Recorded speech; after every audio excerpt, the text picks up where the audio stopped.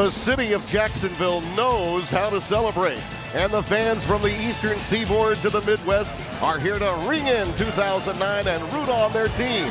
This New Year's Day bowl game is a celebration of Clemson and Nebraska and a fitting reward for their hard work all season long.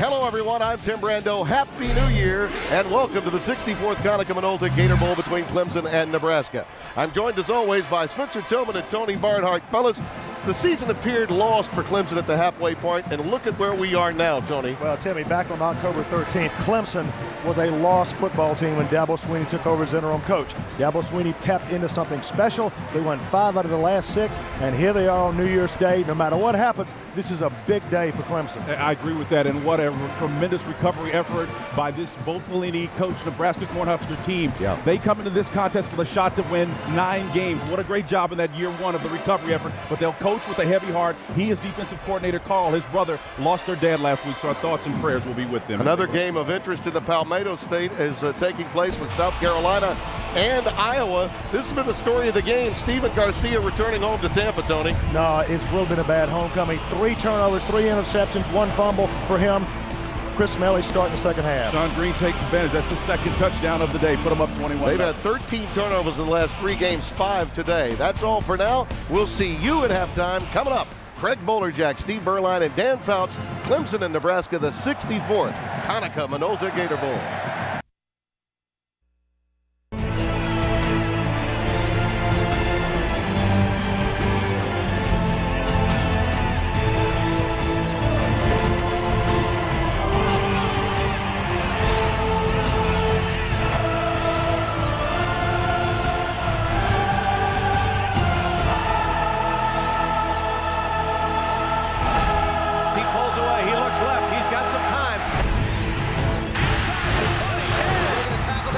Straight up the middle, hash 5, it's 10, it's 15, touchdown!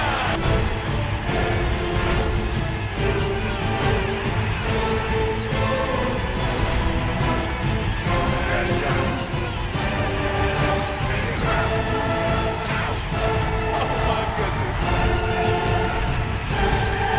He's into the end zone, touchdown Clemson, touchdown Nebraska!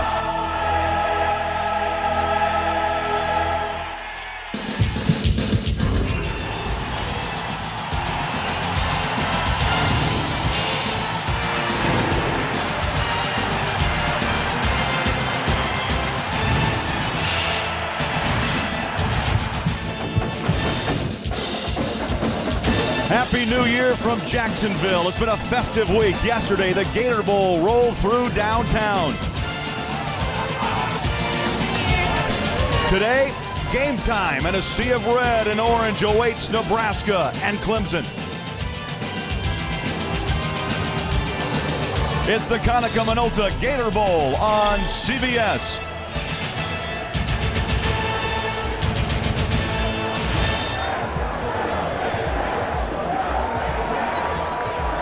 From the Big 12, the Nebraska Cornhuskers.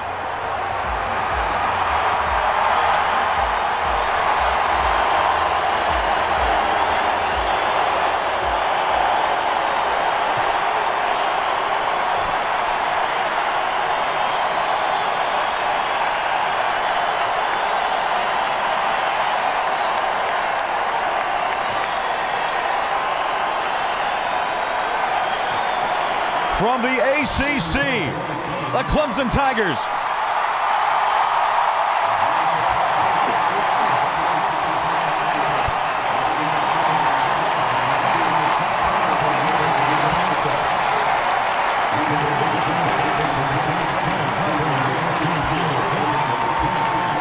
And hi everyone, Happy New Year to you. Craig Bolerjack, glad you're alongside here on CBS. Nebraska 8-4, won their final 3 games in a very tough Big 12 Conference. How about Clemson? They survived a midseason coaching change, won their final 3 games, and both Nebraska and Clemson are here in Jacksonville for the 64th Annual Gator Bowl. Alongside Steve Berline and the Hall of Famer Dan Fouts, we're glad you're with us. And Dan, Let's talk about Nebraska. Cornhuskers, one of the most potent offenses in the country, and the trigger man is their quarterback, and he's a good one, Joe Gans. Yeah, the senior from Palos Heights, Illinois, told us yesterday it's been quite a journey for him this season. It's been a rough road at times, but it all concludes today after a great season. His numbers have been record-breaking for the Huskers, but more important than the numbers may be, 2 words best describe Gans: leader and competitor. To Gans, leadership means earning the respect of his teammates, and as far as being a competitor, he learned that from playing basketball with his dad Mike and his older brother Dan. It was just born in him. He has 2 great, outstanding wide receivers, seniors Todd Peterson and Nate Swift. Swift is the Huskers' all-time leading receiver. They call their offense the West Coast offense, spread for the running game and the West Coast for the passing game, and obviously Joe Gans is the key. I'm glad you said it, not me. Let's bring in Steve Berline and talk about Clemson. Now, their offense is mighty good as well. Got a bite to it. Not 1, but 2. No doubt about it, Craig. Coach Dabo Swinney is hoping that he and his team brought with him the makings of the perfect storm today from South Carolina. That perfect storm including the big dose of thunder and lightning. Thunder being senior running back James Davis. He's the power runner. Today can set both the career rushing record and touchdown record for Clemson all time. C.J. Spiller, he's the lightning. Over 12 touchdowns of over 50 yards in his career. This guy has got speed, but don't think for a second they can only run the football. Cullen Harper, senior quarterback, playing much better the second half of the season, going to all day long the all-time leading receiver in the ACC, Aaron Kelly. They will be putting the ball up in the air as well. But defensively, I think is going to be a real interesting battle. Michael Hamlin leads one of the very best secondaries in the country, pass defense against that vaunted Nebraska pass offense. It's going to be a great matchup today. Well, Clemson underwent a coaching change back in October. Tommy Bowden out, Dabo Swinney in. And moments ago, Swinney and his team shared a private moment. We started this journey October 13th. We started this little journey. We sat down, y'all remember we talked about what we could do.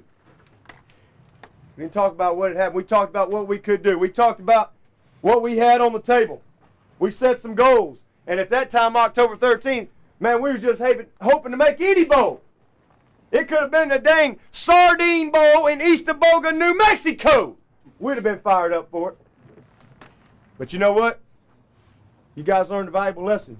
You learned that when everybody comes together and you believe in something and you're purposeful about what you do, man, you can do great things. And so what did we do? We went out and we created momentum. We created excitement. We got all in. And the Gator Bowl said, we want Clemson. January 1, man, this is what you wanted. And here we are. And the first week, there were just 1 chip on each player's chair. Today, 7 chips representing the win so far. And just moments ago in pregame warmups, the Tigers come together and march as one to the goal line. All in, the Clemson Tigers. So we're set for the 64th annual Gator Bowl. Temperature at game time, 58 degrees. Wind could be a factor, gusting at times. 17 miles an hour. Forecast is called for partly cloudy. And this game is being brought to you in crystal clear CBS high definition. Nebraska 8-4, won their last 3 in a tough Big 12 conference, and Clemson guys 7-5. One of the surprises in the ACC, winning their final 3 ball games, and of course gaining the invitation to the Gator Bowl here in Jacksonville. Nebraska set to kick away. Adi Kanalik teed up at the 30-yard line, and we are underway into a brisk win. And this ball falls shy of the 10-yard line. Spiller up the middle, finds a hole at the 35-40. And Spiller runs his way to the 43-yard line. As we check the starting lineups, the quarterback for Clemson, Cullen Harper, will play his final game as a Clemson Tiger. 11 touchdowns and 12 interceptions on the season. And right away, guys, we see the lightning in the formula for Clemson with C.J. Spiller coming out, giving his team great field position to take on this vaunted Nebraska front 7. Very physical defensive football team. And Steve, officially a 33-yard return. Clemson starts their first drive of the Gator Bowl. And a little dipsy-do. Harper lines up wide side. Now Spiller, by the way, has thrown a 15-yard touchdown to Tyler Grisham against Virginia this season. Clemson. And then Clemson Their first will call a timeout, timeout, Dan. First one, 8 seconds into the football game. Well, that's what happens with a little dipsy-do after New Year's Eve, Craig. You get a little confused even when you're trying to confuse your opponent. Let's check out the starting lineups presented by Konica Minolta. Offensive line, it's a big story, hit hard by injuries. The center, Bobby Hutchinson, was a student assistant when the season started, came out of retirement to help out. And Aaron Kelly and Jacoby Ford are threats on the outside. Kelly has the height at 6'5", and Ford has the breakaway speed. Dan, you mentioned the layoff before this bowl game. Coach Dabo Swinney got to be frustrated. He spent his whole bowl preparation probably setting up that first play, and to have to waste a timeout to open the game up, that shows what that long layoff can do to you. Now they're going to switch it again. They talked about it. Let's go for it.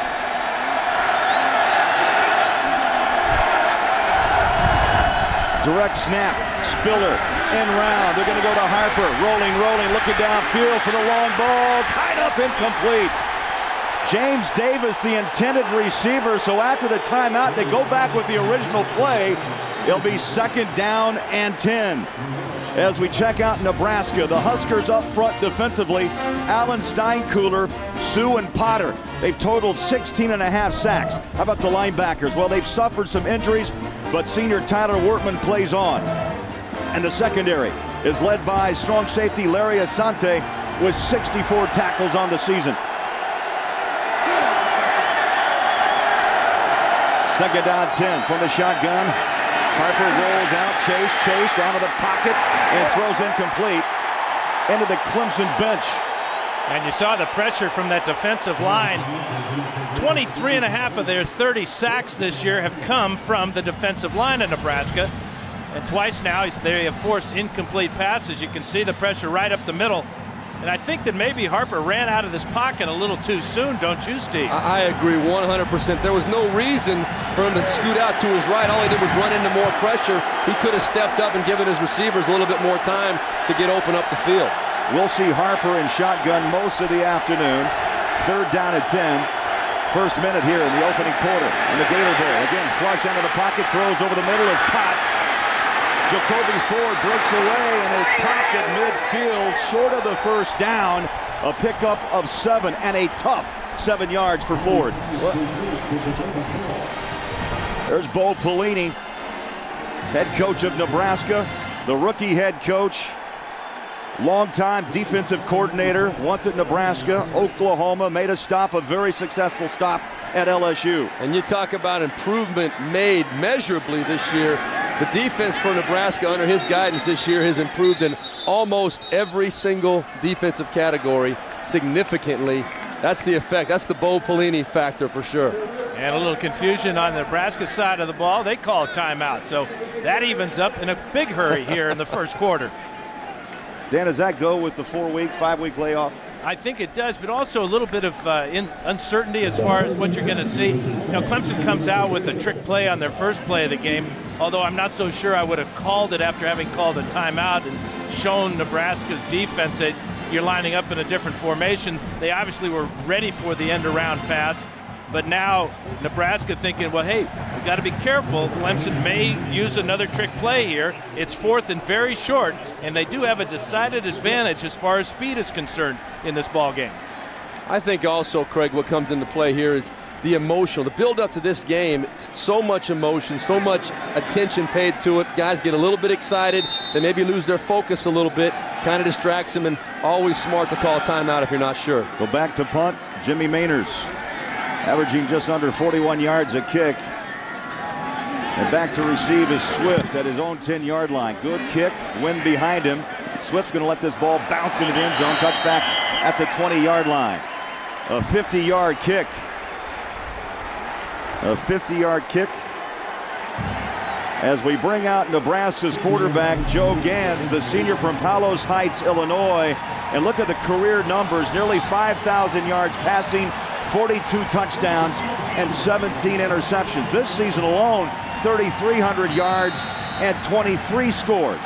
And one real telling thing about this West Coast passing offense of Nebraska, 18 different receivers have caught a pass this year, including Namakansu, the defensive tackle. Another great point, too. 30 points or more in 15 of their last 17 games. They score a lot of points. Option, and Clemson prepared. A loss of 2. Daquan Bowers the tackle. And Nebraska anchored by the right guard, Matt Slauson. Slauson makes his 35th career start today. We talk about Swift and Peterson. They catch a lot of footballs from Gans. Swift owns 21 career touchdowns. Second down and 13.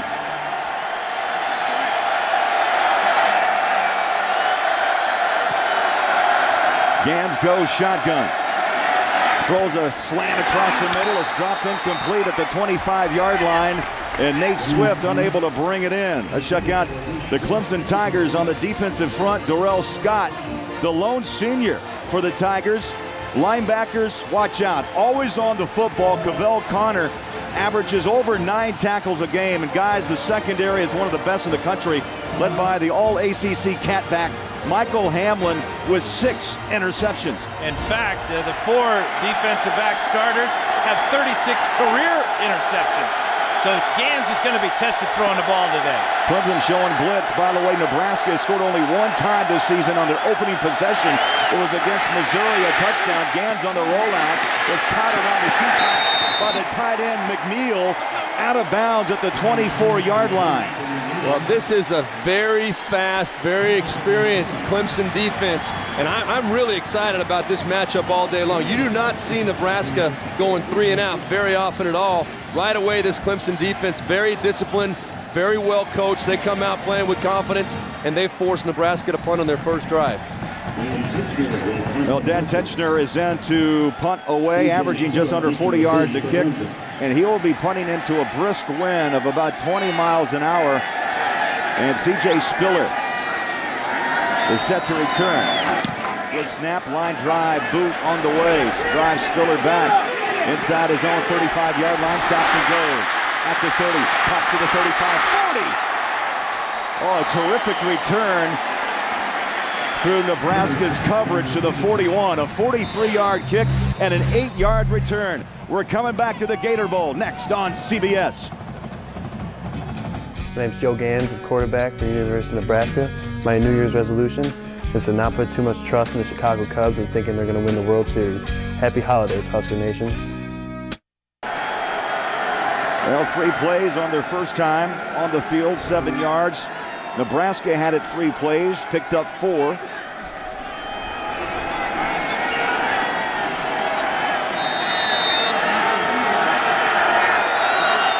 And Clemson starts their second drive at the 41-yard line.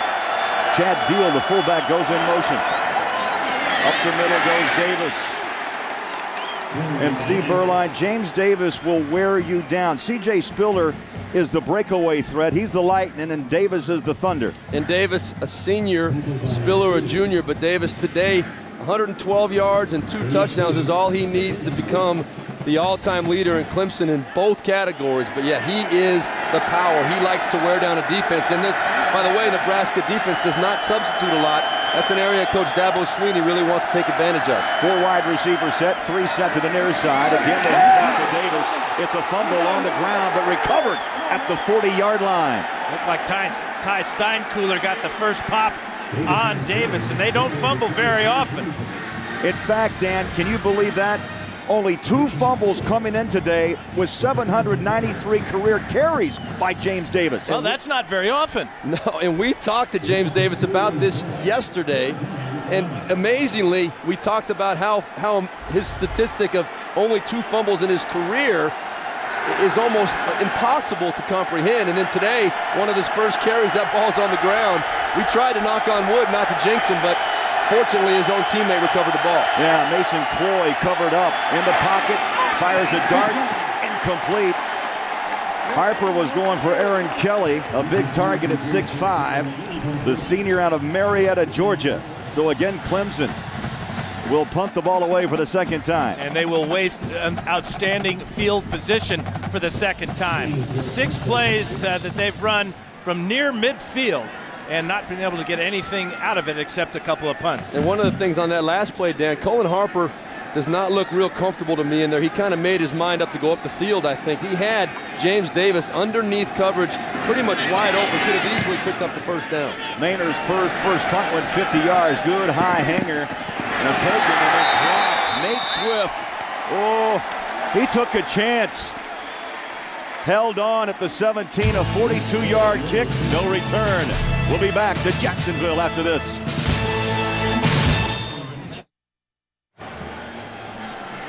And back in Jacksonville, guys, you look at the Big 12 Thunder, the Big 12 quarterbacks this season. Of course, Bradford getting all the publicity. Why not? Oklahoma, 68%, 4,500 yards passing, 48-yard touchdowns. You got Chase Daniels from Missouri on that list. One player missing, though. Not a lot of love for Joe Gantz from Nebraska, guys. But he's a perfect fit for this offense. Sean Watson, offensive coordinators. The thing about Joe is he can manage the offense for us. And by that, we hear that term a lot, but it means just getting the personnel correct, getting the snap count to everybody, the kill system as far as the audibles are concerned at the line of scrimmage. And so what Gans is like, you hear again the term coach on the field.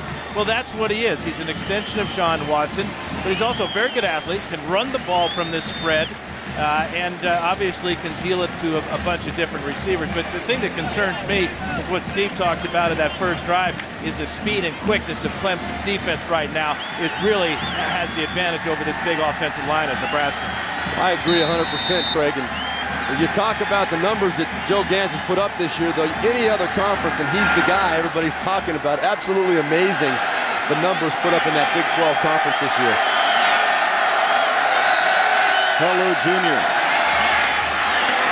The ball carrier taken back, Daquan Bowers. Defensive end, and the freshman from Bamberg, South Carolina, knocks Helu down for a 2-yard loss. You're going to see him right there, and he's on the right side of your screen. Watch him get up in there and use that big physical body just to throw away that offensive tackle and jump on top of the running back, making the tackle for about a yard loss. 19 years old is Daquan Bowers. And speaking of running backs, he was a running back in high school, 1,200 yards last year as a senior. And on the defensive side, 37 sacks. He was a do-it-all player in Bamberg. Boy, nothing doing. Clemson's front line having their way against Nebraska's front. Well, and they're not doing anything too crazy on the defensive side of the ball. What they're doing is just playing more physical, more aggressively right now than this Nebraska offense is. They're bringing it to them. Nebraska not used to getting off course. We talked to both David Blackwell, the defensive coordinator for Clemson, and Sean Watson, the offensive coordinator for Nebraska. They are so good at staying on schedule and in non-obvious situations. They're not used to this third and long stuff. 4 wide receivers set for Gans. 3 loaded up near side. From the shotgun, low snap, Gans pedals back. Good protection, up over the top. He goes! Oh, what a catch at the 45-yard line. Todd Peterson. That's what you get from senior wide receivers Swift and Peterson. Peterson used every bit of his 6'4" reach to get up and get this one right down the middle, Steve, and gets that cover 2. You're right, then. Watch right here. Safety coming over the top. That's Chris Clemens. He's got a chance to make a play on this ball or at least make a big hit, but watch, his break is a little late, and he goes for the ball instead of going for the hit. Letting Nate Swift get up there and make that, Todd Peterson get up there and make that catch. Really shouldn't have been completed, in my opinion. Incomplete. What a smack down at the 39-yard line. Trying to throw the bubble screen, and let's hear this one. Listen to the bubble pop.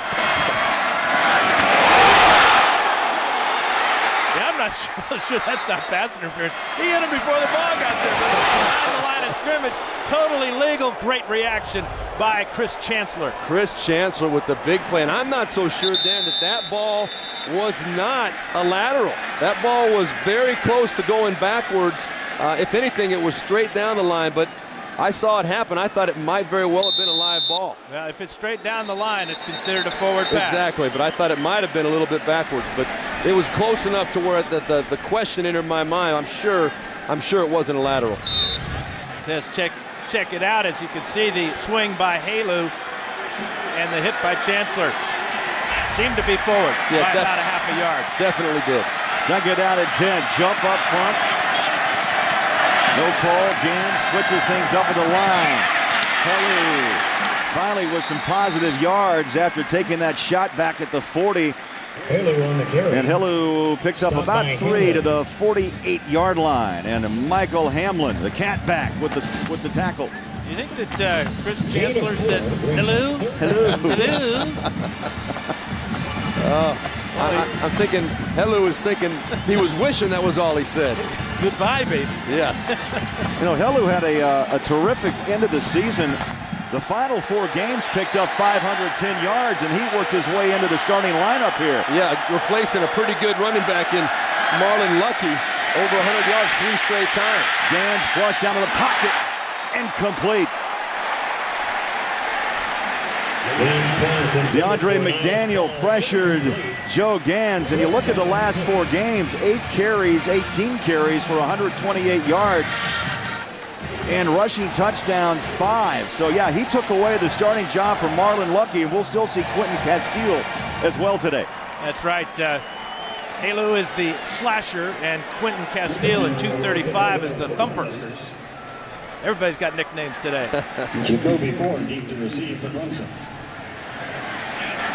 First punt by Tetchner was 43 yards. Low snap. And a good boot into the wind. Drives back to Jacoby Ford. Up again. Ties it to the corner and rolling out of bounds at the 10-yard line.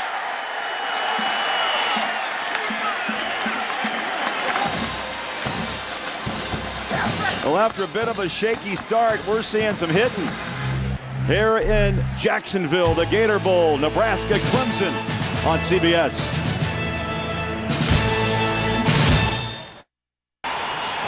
Welcome back. Fun week here in Jacksonville, the Gator Bowl, scoreless between Nebraska and Clemson, the Big 12 against the ACC.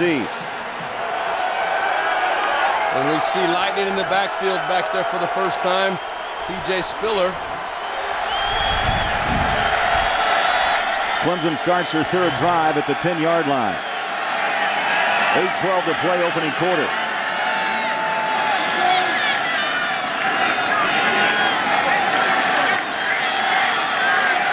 And now we're set to play. Spiller, the junior from Lake Butler, Florida. Just down the road from Jacksonville. Setting up, down he goes, Harper at the 1-yard line, and Ty Steinkühler rumbles in for the sack. Second big play for Steinkühler. He forced a fumble last possession, but number 43, battling against Thomas Austin, left guard, just takes the inside away from Austin and almost comes up with a safety. And that's not a slouch he's beaten right there. That's Thomas Austin, as you said, Dan, 3 times ACC Offensive Lineman of the Week. That shows you how good Mr. Steinkühler is up front. 13 Very close to being a safety there, Craig. And see, 13 sacks a year ago by Nebraska. That was number 31. Clemson trying to run out of the end zone. C.J. Spiller, maybe a yard or 2 to the 3, the 4-yard line, and Steinkühler is there for the stop. He's starting to look a little bit like his daddy, isn't he, with plays back-to-back? That is the name that so many Nebraska people can remember so clearly from the Fumblerooski way back when. And that's him. That is probably, if you look and check the record book, that's his only carry of his career. Dean Steinkühler in the 1984 Orange Bowl. That went for a touchdown. And maybe the most famous, the Fumblerooski Orange Bowl. 6:48 clock running. 3rd down and 17. Quick hitter across the middle. The slant. Ford breaks it. Watch out. 30 at the 40. And Jacoby Ford with that terrific breakaway speed gives Clemson plenty of breathing room. And you could almost sense that he was going to run right through that tackle at the end. You're going to see Jacoby Ford right here, going to come through, just run a slant. That ball's going to hit him right on the money. Cullen Harper doing a good job seeing the blitz, getting rid of the ball. And Jacoby Ford, by the way, you talk about lightning. This guy's a world-class sprinter. When he gets that ball in his hands with open field, it will scare the heck out of you if you're a Nebraska defensive player. Ford's 60-meter time is 6.52. Ball is tipped and dropped and nearly picked off by Nebraska.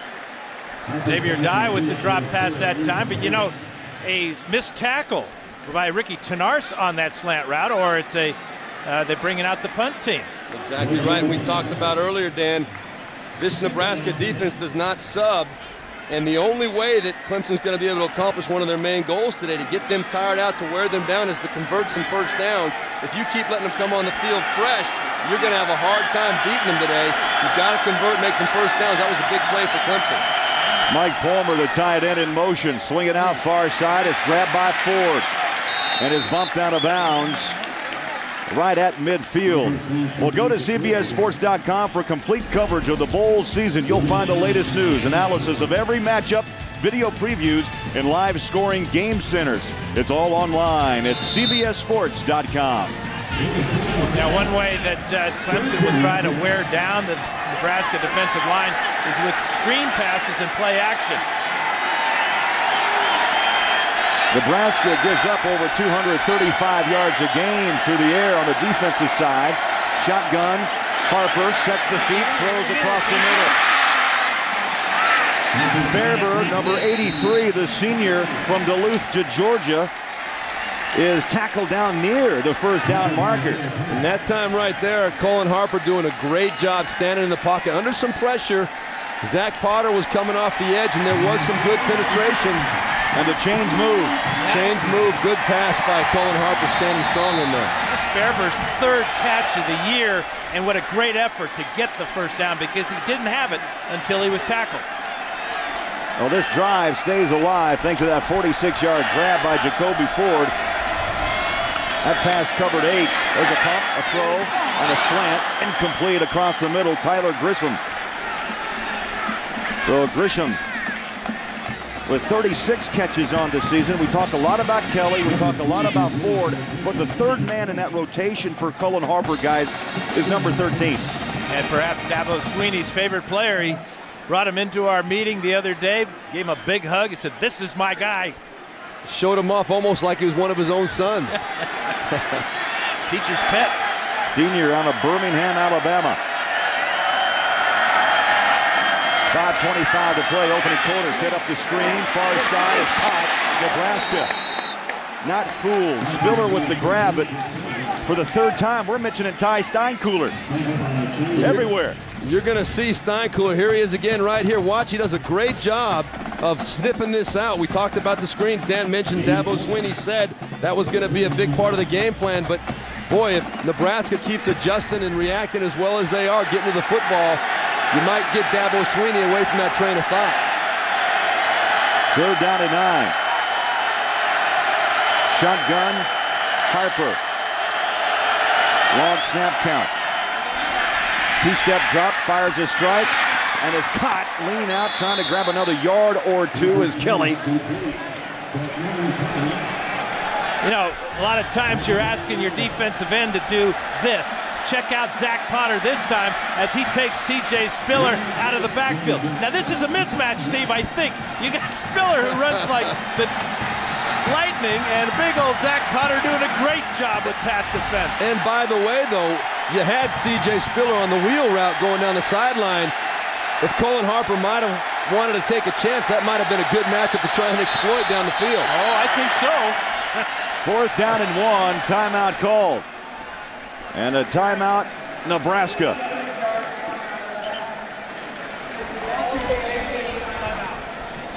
Clemson 7 of 18 on fourth downs this season.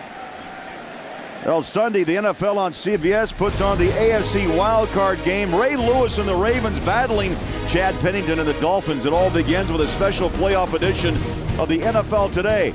And more people watch the NFL on CBS than any other network. Dan, Steve, we break it down for you. Of course, Miami, one of the big stories. What a comeback turnaround by the Dolphins. Will be at home against Baltimore, the Colts, and the Chargers. And the lowest seed then goes on to play Tennessee, and the highest seed moves on to play the second seed, the Pittsburgh Steelers. You know, it's not how you start, it's how you finish. And right now, Miami and San Diego look pretty tough. Well, but, you know, I read somewhere in the paper today or on the internet that all 4 of the road teams in this weekend's game are favored. So that in the NFL, you know, a little bit of parity, but that is very unusual. But it's playing hot at the end of the year, as a lot of those teams are. I don't know which one of those teams scares me the most. They're all pretty scary the way they're playing right now. San Diego riding the winning streak, but nobody's hotter than the Indianapolis Colts. That's going to be a great football game. But then on the other side, Baltimore, Miami, a rematch earlier in the season, a game that I covered where Baltimore really took it to Miami pretty strongly. But Miami's a different team now.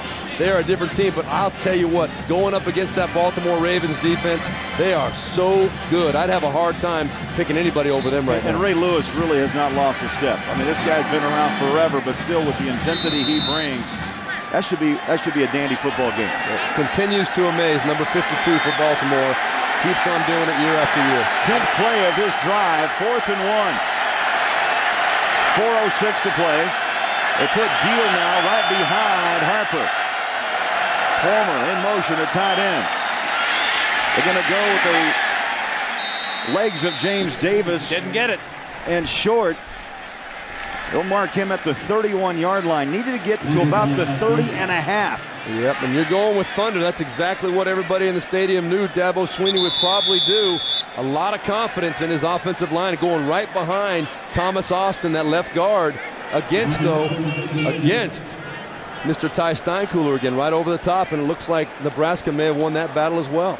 It was interesting. One of the lines judges came from the far side of the field, and they marked it a little bit different than the referee on the near side of the field. Dabo Swinney not happy about the mark he got, and we'll see why. Well, if you could read lips, you could say, "Are you kidding me?" And he's going to be short by a football. Nebraska ball. Nebraska holds. They will take over at the 31-yard line. So again, Clemson can't take advantage of field position after the 46-yarder to Ford out to midfield. Their offense sputters and dies on 4th down.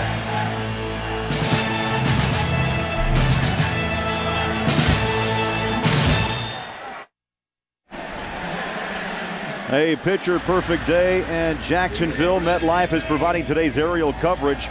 Look for more aerials as MetLife teams up with CBS throughout the new year. And CBS will bring you a new game show that asks people to pump themselves. How far are they willing to go? Game show in my head. It premieres Saturday on CBS, America's most watched network.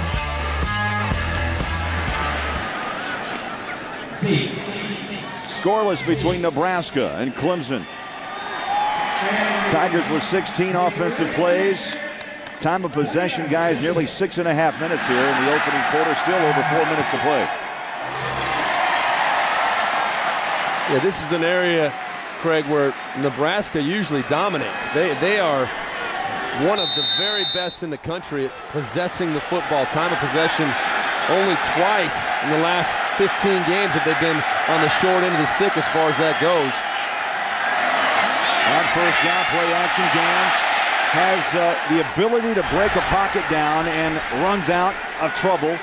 And he picks up 3 yards. Daquan Bowers and a host of Clemson Tigers spot him down. But Gans told us, listen, if I can't do it with my arm, one positive I do know I can run out of trouble. They're really searching for plays that will be successful against this Clemson speed and quickness.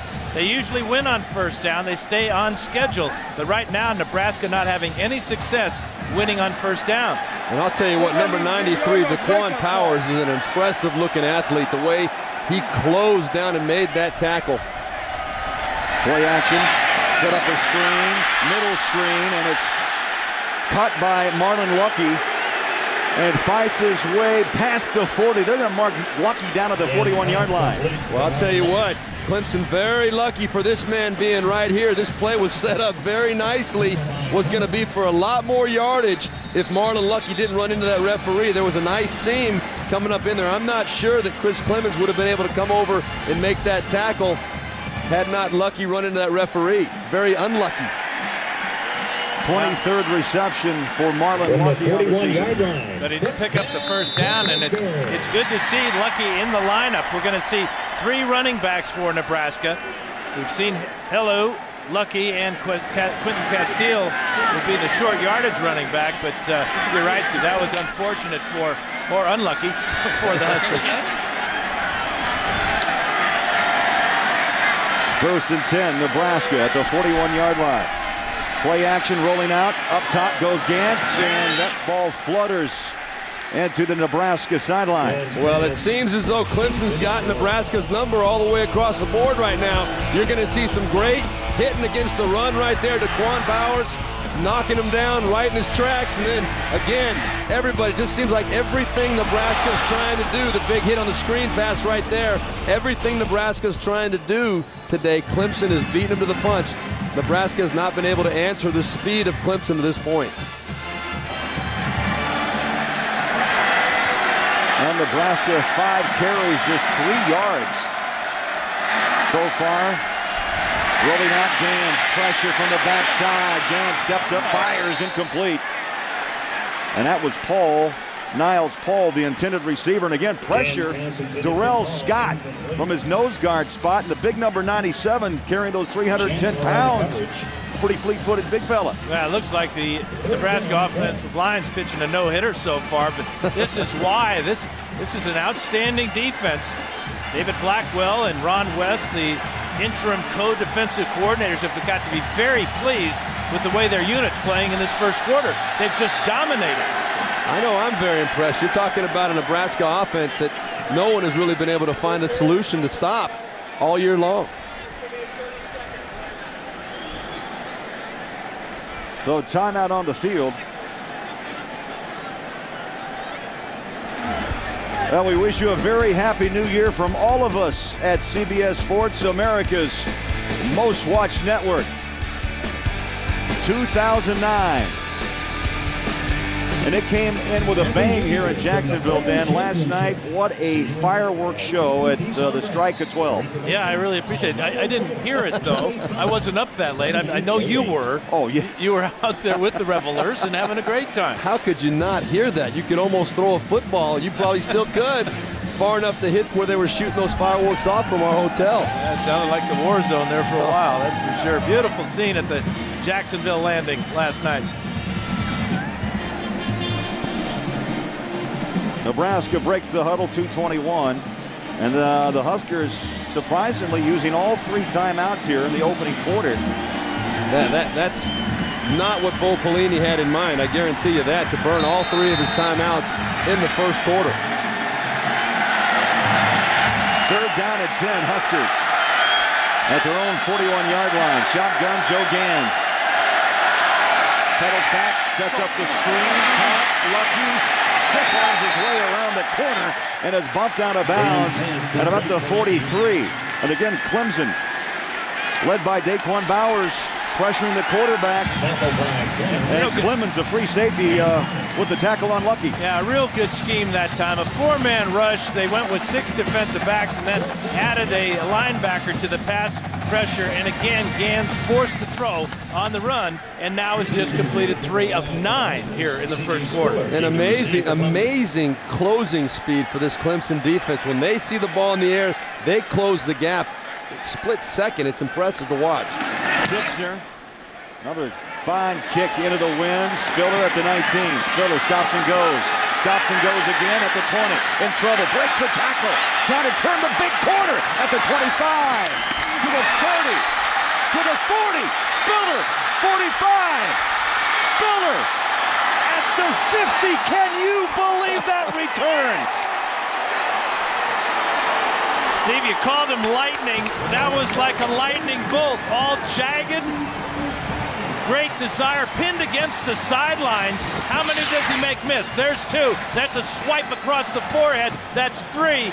Now on the near sideline, makes 4 and 5 miss. Cuts back to the middle of the field here, and he's not satisfied. He made the whole team miss. There were 2 or 3 guys that missed 2 or 3 tackles on that play.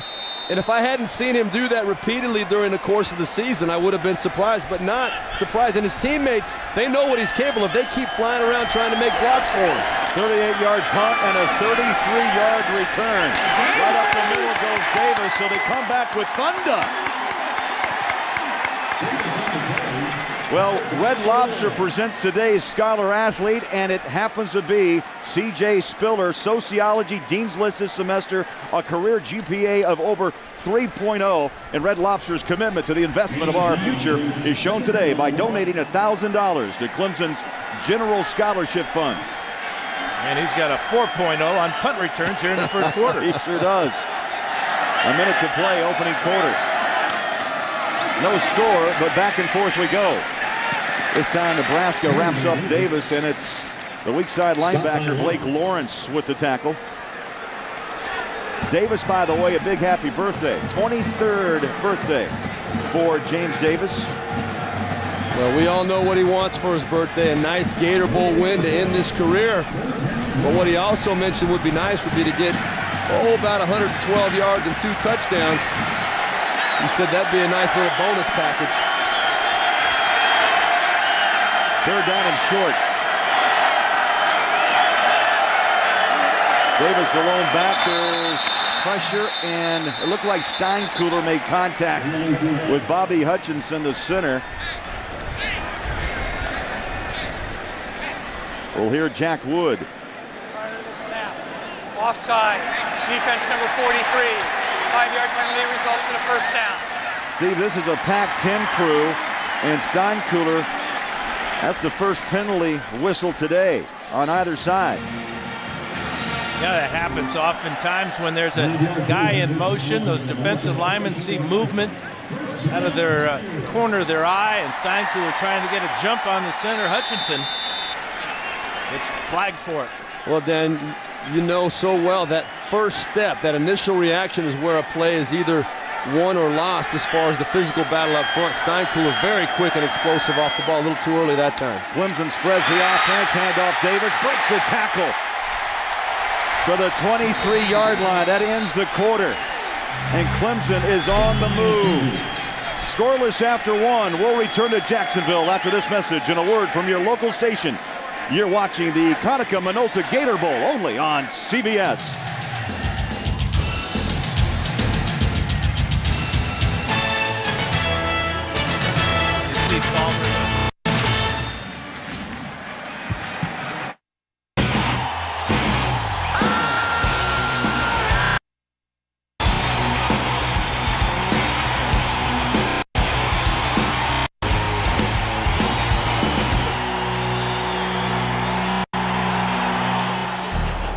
A scoreless first quarter after 15 minutes here at the Gator Bowl. Nebraska taking on Clemson. Craig Bolerjack, Steve Berline, the Hall of Famer Dan Fouts. We knew Nebraska, guys, a power team, a strong team, a good offensive team. We knew also, Steve, that Clemson shows a lot of speed. Even though it's scoreless, I think right now we're looking at speeds beating the power. Yeah, we think about the Big 12 and the power of Nebraska, the big offensive line and defensive line. Well, their feet appear to be stuck in the mud right now. Clemson just running around them on both sides of the ball. Well, and this game right now is going exactly the way the Clemson Tigers would like it to go. They're only giving up 16.6 points a game. This is a team that really relies on their defense, their speed, and they seem to be a step ahead of the game, both sides of the ball right now, putting together a great drive offensively. If you're liking Clemson, you're feeling pretty good right now. You look at total yards in that opening quarter, 85 yards of total offense for the Tigers, only 46 for Nebraska. Spiller takes it right at the heart of Nebraska. Well, that's 2 straight runs right at the heart of Nebraska, and 2 of them have gone for 9 and 10 yards. First it was Davis, this time it's Spiller, so they're feeling pretty good up front about Clemson's ability to pound the ball straight at this Nebraska defense. And this is an area where you'd think that Nebraska would have the advantage with that tough front seven. We see the red zone numbers right there. Clemson, not a very successful team in general as far as coming away with touchdowns. Only about 58% of the time they come away with touchdowns. 1st and 10 at the 12-yard line of Nebraska. Harper on the pitch.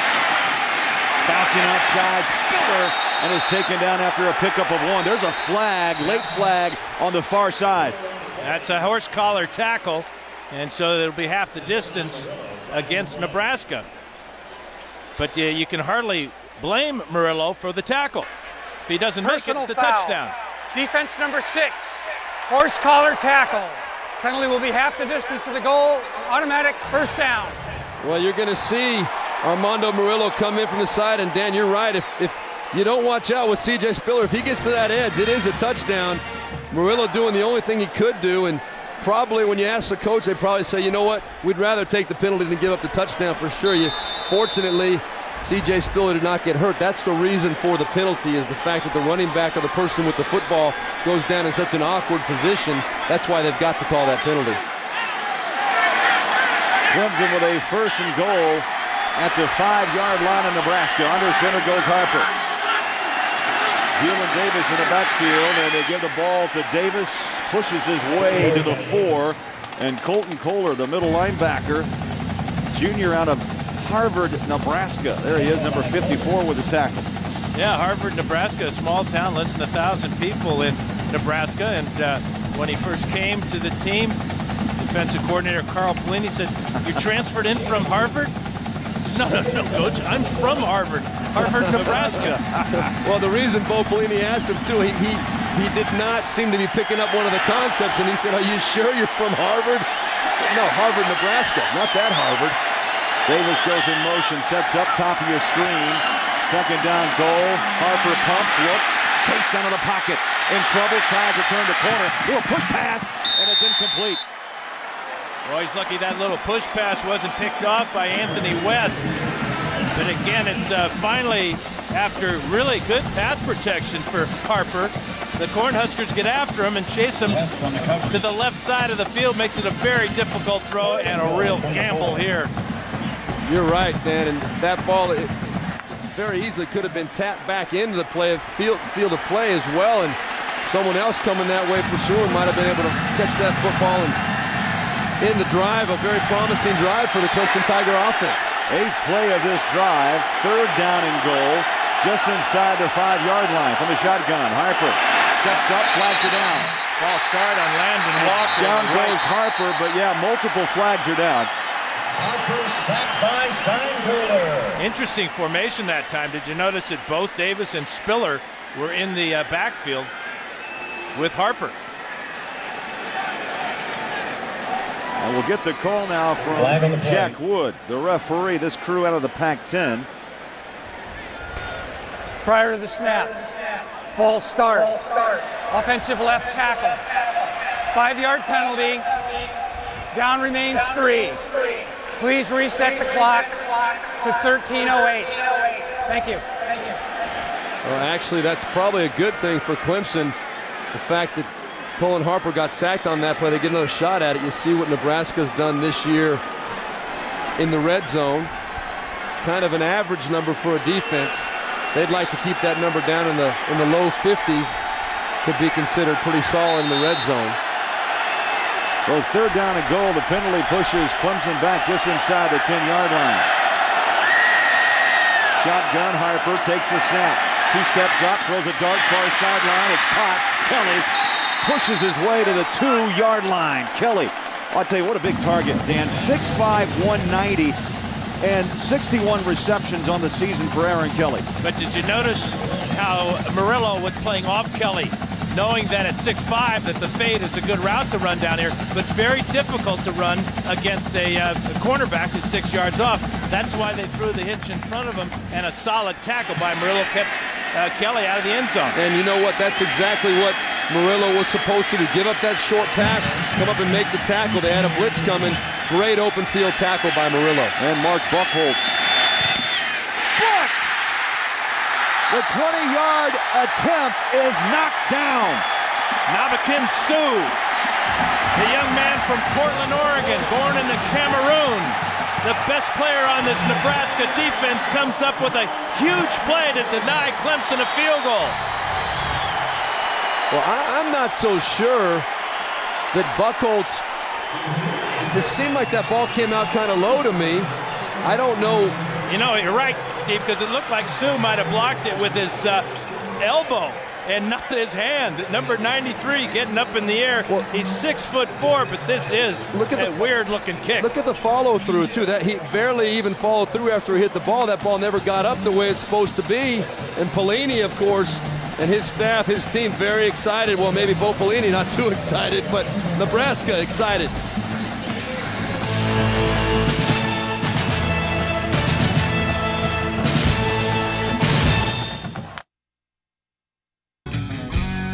Ndamukong Suh, University of Nebraska, defensive tackle. My New Year's resolution is speak to my family every day and go Husker Nation.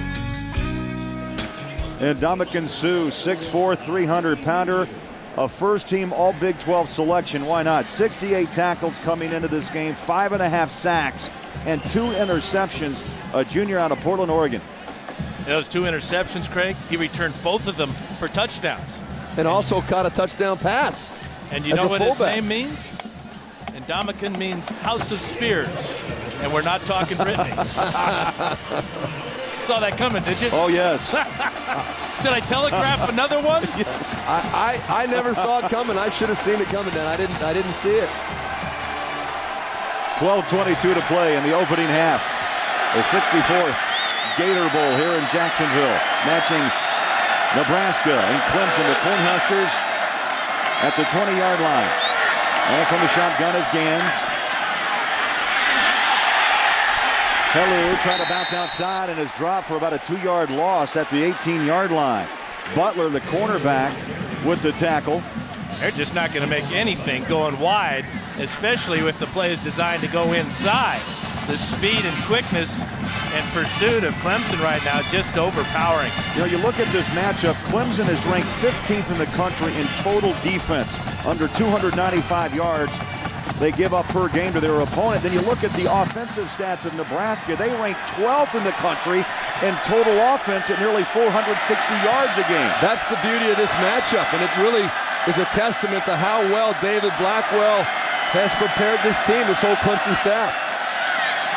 Gantz runs out of the pocket, tucks, and falls to the 23-yard line. And you pick up 3. Gantz tackled by Chavis and Alexander. Well, look at this Nebraska offense, what they've done the last 4 games. I mean, they're used to scoring. Look at that right there, 42 points a game. They've really had it clicking lately, well over 200 yards rushing. We know they can throw the football, but that last play right there, Dan, I was watching, we had the great view. Not one receiver was even close to being open. One of the best secondaries in the country. The Clemson Tigers, 18 interceptions on the season. That's 9th best. When the shotgun is Gans. Incomplete at the 31-yard line. Peterson, the intended receiver. Well, you saw me circle Peterson before the snap there. That was because one of the big fears that David Blackwell, the defensive coordinator for Clemson, one of the co-defensive coordinators, told us in our meeting was when Nebraska goes to that 3-by-1 set, 3 receivers to one side, you got a single receiver backside. They like to go to that backside receiver, which they did right there. Todd Peterson would like to have another shot at that ball. He should have caught it. Titchener on the field for his 4th punt of the day, averaging just over 40 yards a boot. And Jacoby Ford settling down at the 40-yard line. Wind behind his back. That's a line drive shot. Ford at the 39. Ford at the 50, breaks the tackle and leans out to the 42-yard line.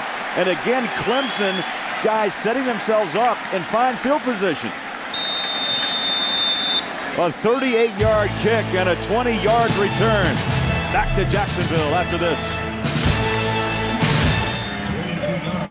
Back in Jacksonville, Gator Bowl, Nebraska, Clemson tied with 10:34 to play in the first half, and flying high above, MetLife is providing today's aerial coverage of the game down below, and a sellout crowd of red and orange And let's take a look now at the Home Depot tools for success. Defensively for Nebraska, they've kept Clemson off the scoreboard and have allowed only 103 total yardage, and it's been the defensive tackles.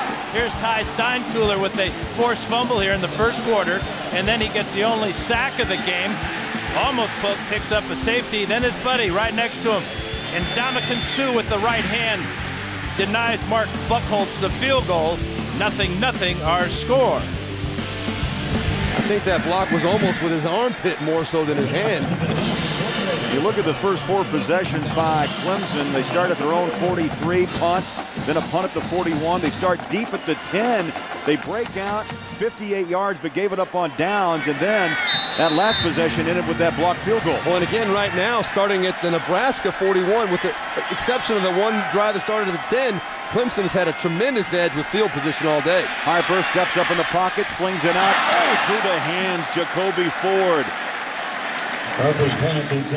You know who was covering Jacoby Ford? The closest Husker to him was Ty Steinkuhler. Again, very creative defense by Carl Pelini. 2nd down, 10. The defensive coordinator for the Black Shirts. Fortunately, Steinkuhler was wedged between Colin Harper, and he couldn't get that nice, easy, clean throw. His touch was not very good throwing on the move there. That's what made that ball hard to catch for Jacoby Ford. 2 wide receivers, top of your screen, handed off, spinning. Davis, senior out of Atlanta, hit by Anthony West. Well, James Davis came in, 11 touchdowns on the season, and Dan and Steve, I tell you, a good carry per average and nearly 5 yards every time he touches the football. And he will wear you down. That is what he does best. This guy is a brute. Anybody that's played against Clemson the last several years, they know this guy is going north and south. When you ask him to describe his running style, that's what he says. Hey, I go north and south, baby. That's it. Harper dancing, chased, and then throws a wobbler into the Nebraska bench. But again, you know, he's reverting back to what he did to start the game, Steve. Not hanging in the pocket, finding a receiver. I mean, that was just a 4-man rush. It wasn't a lot of pressure from Nebraska. And Harper running out of the pocket, being chased by Suh, had to throw it away. Well, Dan, you and I both pocket passers in our prime. We like to sit in that pocket, and you see the protection Colin Harper's getting, and you wonder why he keeps escaping out to that right side into pressure. It's not helping him. If he stands in that pocket with no pressure, one of those receivers is going to come open. Now the pocket's where all the money is, isn't it? That's it. Exactly right. High snap and a bad kick. Maynard's off the side of its foot, but he's getting a big Clemson bounce inside the 15, still rolling down to the 12-yard line. Oh, Clemson catches a break, and Nebraska will have the football when we come back. A 27-yard kick. Second quarter in Jacksonville. Colin Harper, quarterback from Clemson University, 5th-year senior from Alpharetta, Georgia. My New Year's resolution is to start the new year off with a big win. And I want to wish everybody back from Clemson Happy New Year. 9:28 to play, second quarter, scoreless between Nebraska and Clemson. And speaking of Nebraska, we talked about Clemson's first 4 possessions. 20-yard line, 18 at the 32 at their own 20. And Dan, Steve, this drive will start at their own 12-yard line. 4 straight punts. Can Nebraska's offense find the end zone? Yeah, the big thing about their offense is they like to stay on schedule. You get a couple, 5-6 yards on first down and stay ahead of the chains, and then convert on third down. But so far, third down's just 1 out of 5 after completing nearly 50% of third downs on the season. Well, all things considered, though, if I'm Bo Pelini, with the field position edge that Clemson has had, to be stuck in a 0-0 game, you consider yourself pretty darn fortunate. On first down, Gantz throws across the middle and leaning out for those extra yards to the 24. That catch is pulled down. That's big number 18, Menelik Holton. He is a big guy. Looked like a tight end at first. He's 6'4", 220, lined up in the near slot and did a great job of catching a short pass and using that size to pick up the first down. A huge first down for the Huskers.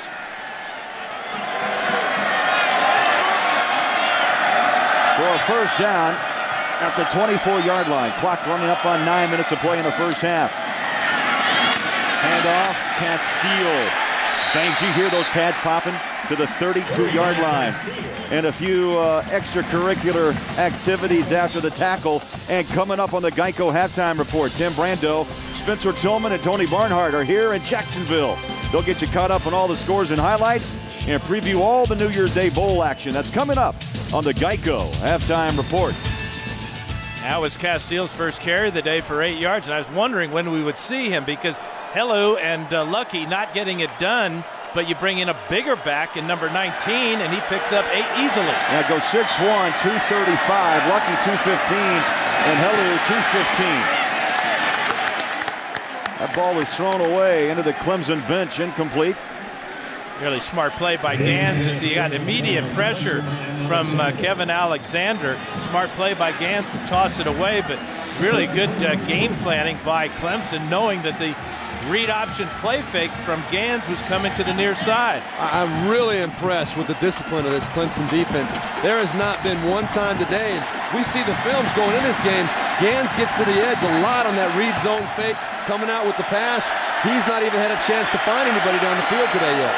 Gans just 5 of 12 for 55 yards passing. Shotgun on 3rd down and short. Fires a strike, incomplete, and through the hands of Holt. Boy, and that's what pass pressure does to a quarterback. He had nobody around him, but the ghosts of passes past have got to him that time because he rushed that throw, had Holt open for the first down, but because of the pressure from Clemson all day long, he missed him. Well, you're talking, Dan, as you mentioned earlier, about a team that converts 50% of their 3rd down conversions. Right there, that's as easy as it gets. Holt was wide open. Gans was not under any pressure, but you're right, his feet weren't set. He wasn't able to get that ball put on the money.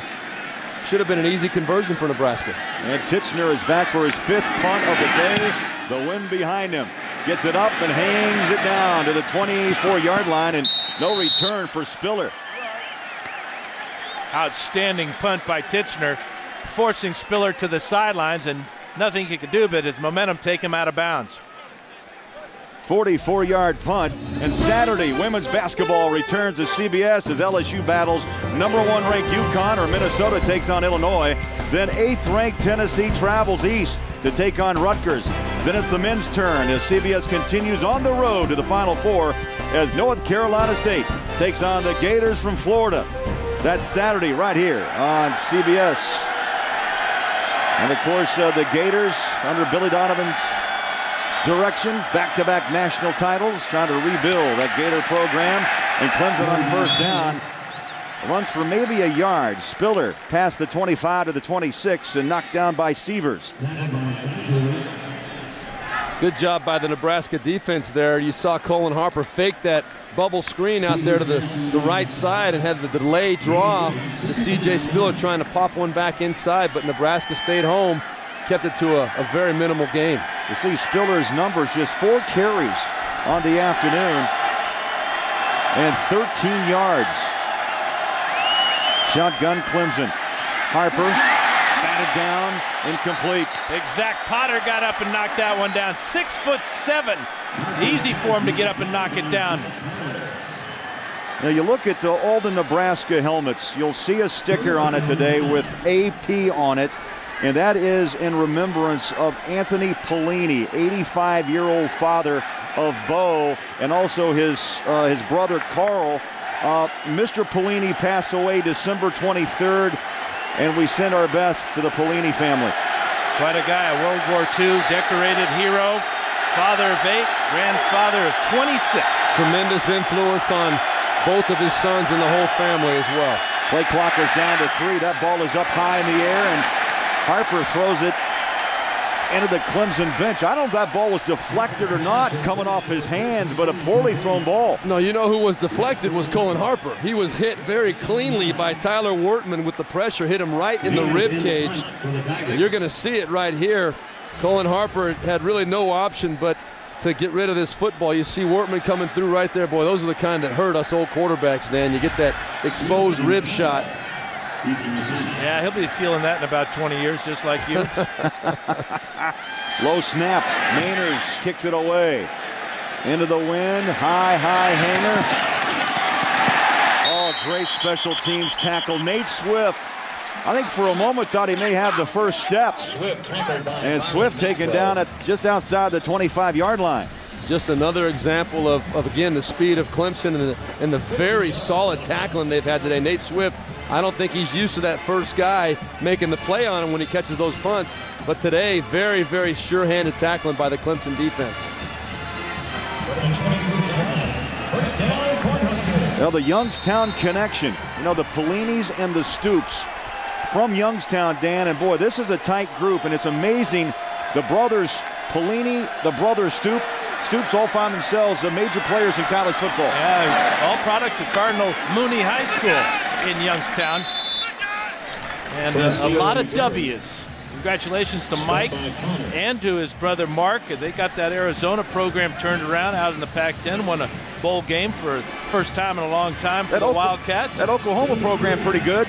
Is it? Yeah, I understand they're playing a big game coming up next week. This guy right here has got a big one coming up next week. I know where I'll be on January 8th. 6.5 to play in this scoreless first half and the 64th Gator Bowl. Low snap taken by Gans. Little option, turns the corner, and Gans takes a hard shot down to the 34-yard line. DeAndre McDaniel and a host of Clemson Tigers in to stop Joe Gans. Well, this is just a straight speed option from the gun. Nebraska runs it as well as anybody. You can see Joe Gans, he makes the right decision. Up the field, pressure was coming, and he decided to tuck it and get what he could get. A good, solid 5-yard pickup for Joe Gans in the Nebraska offense. Now they've got the 3rd and 2 situation that they desire to be in. Well, and they got to hurry now. They're up against the play clock. They have no timeouts now, and it's 3rd down and very makeable. Clock moves inside of 7 seconds. Nebraska used all 3 of their timeouts in the opening quarter. Play clock down to 2, down to 1. Just got the snap away. Gans on the rollout, sets up, throws. It's caught. And Swift somehow in traffic makes the grab at the 40-yard line. Michael Hamlin had a shot at picking this one off and taking it into the end zone. And I don't know how Gans was able to roll out. Looks like he's got a lame right ankle. Well, you're going to see the motion come across and out to the flat and then out to the flat this way. But the problem you're going to see initially on the snap when Joe Gans wants to throw it, these two are too close together right here. There's not a clear seam for him, but he does a good job buying time. Almost had that ball go the other way, but that time it worked in his favor. Got the ball in there for a good conversion on 3rd down. 18th consecutive game that Swift has caught a football from Joe Gans. Play clock again down to 1. Quick pitch, that ball's loose. It's up. It's into the hands of McDaniel. Touchdown, Clemson.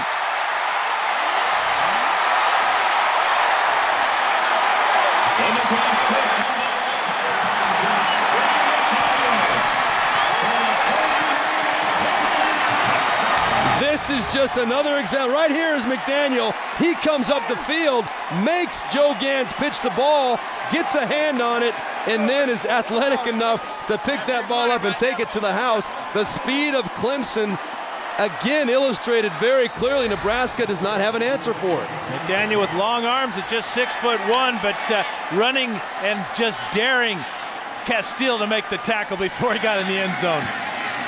Buchholz punches it up and through. 86 of 86 career point after attempts. And a moment ago, that ball is blocked down. It's fumbled, and DeAndre McDaniel scores the first touchdown of the Gator Bowl here in Jacksonville.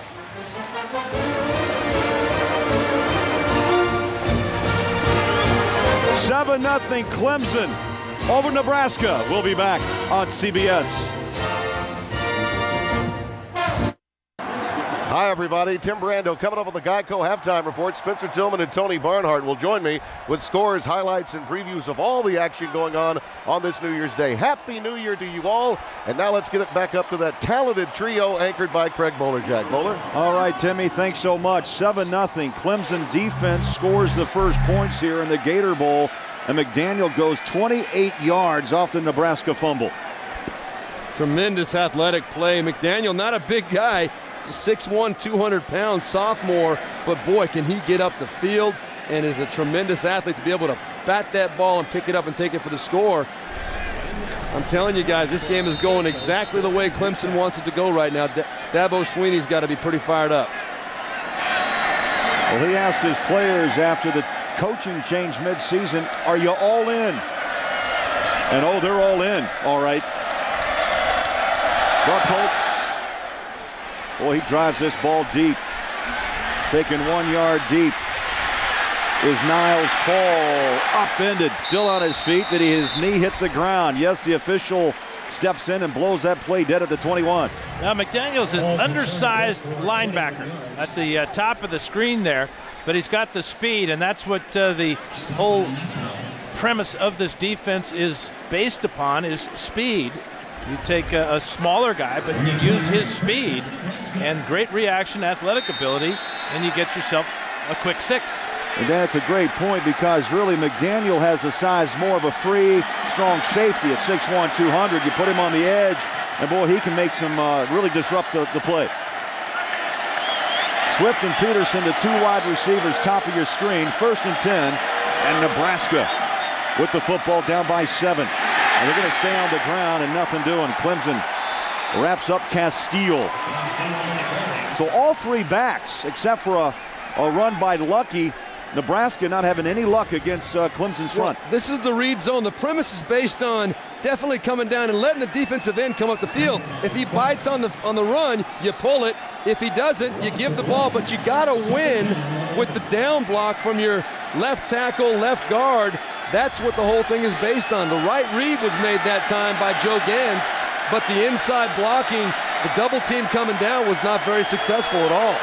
A loss of 1, 2nd down 11. Clock rolling up on 4 minutes to play in the first half.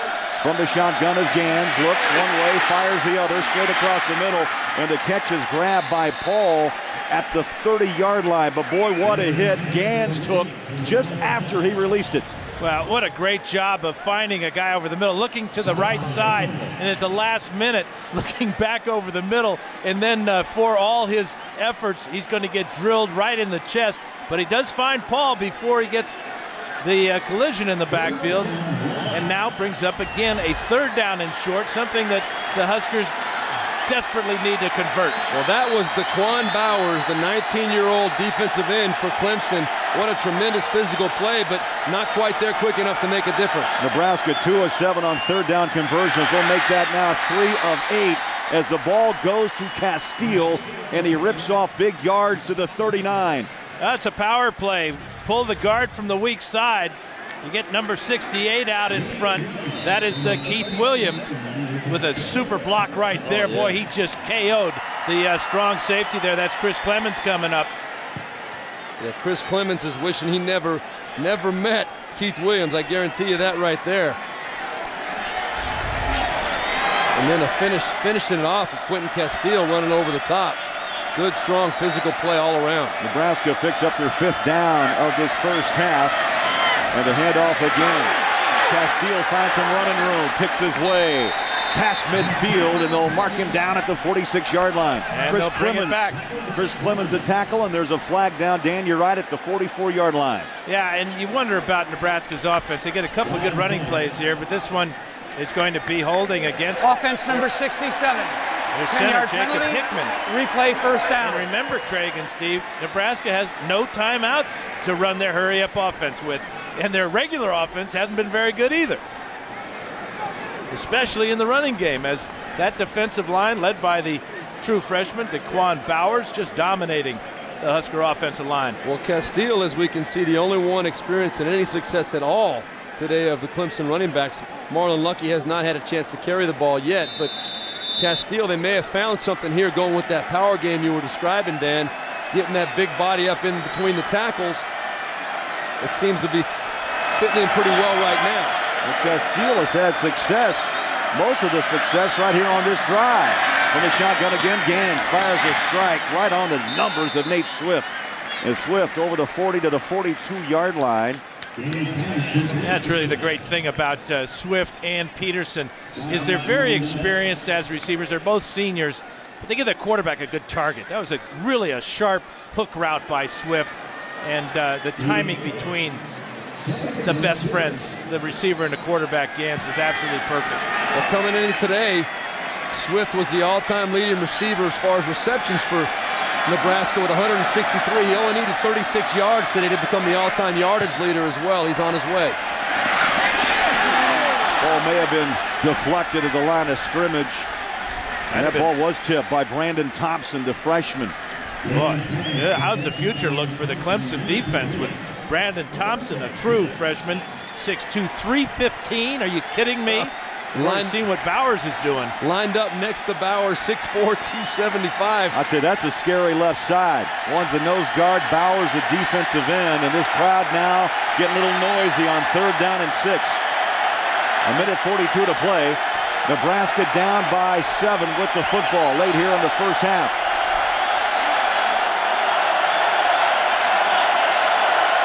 Gant sets up in a shotgun. 3-step drop, looking, puts it down.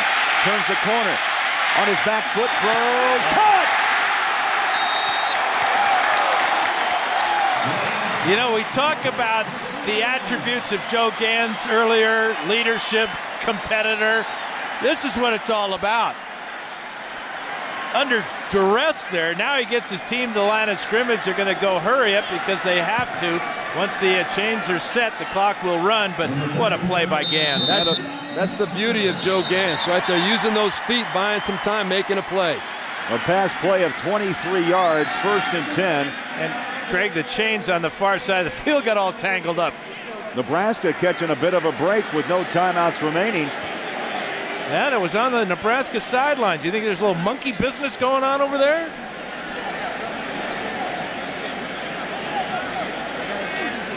So the chains tangled up. You know, for years people have talked about how we got to get rid of those chains and join the 21st century. Get some lasers out there or something, but there's nothing quite like the drama of the chain gang and bringing it out for the measurement. Sunday on 60 Minutes, they call him the mad scientist of football, Coach Mike Leach. So what are his tricks? Find out Sunday on 60 Minutes. Well, let's see what tricks Nebraska has up their sleeves.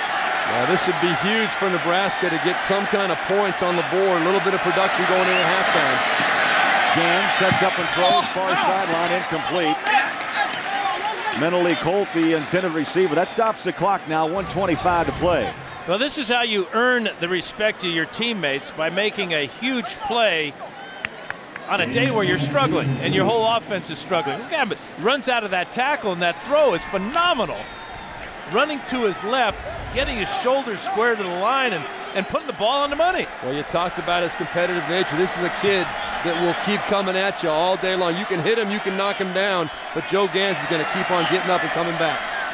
He found himself as a second stringer throughout most of his career until the final month of last season, and he's taken over from that point on. Castile on the pitch, out of bounds, and so Nebraska using the clock and the plays on the short side of the field. That stops the clock out of bounds with 1:20 to play. Well, the perfect play call, as they had a blitz on the weak side here, and Castile very frustrated at the end of this that he doesn't get the corner and get into the end zone. Well, I'm impressed they went back with that same speed option to the left side after they ended up giving Clemson a touchdown the last time they ran it.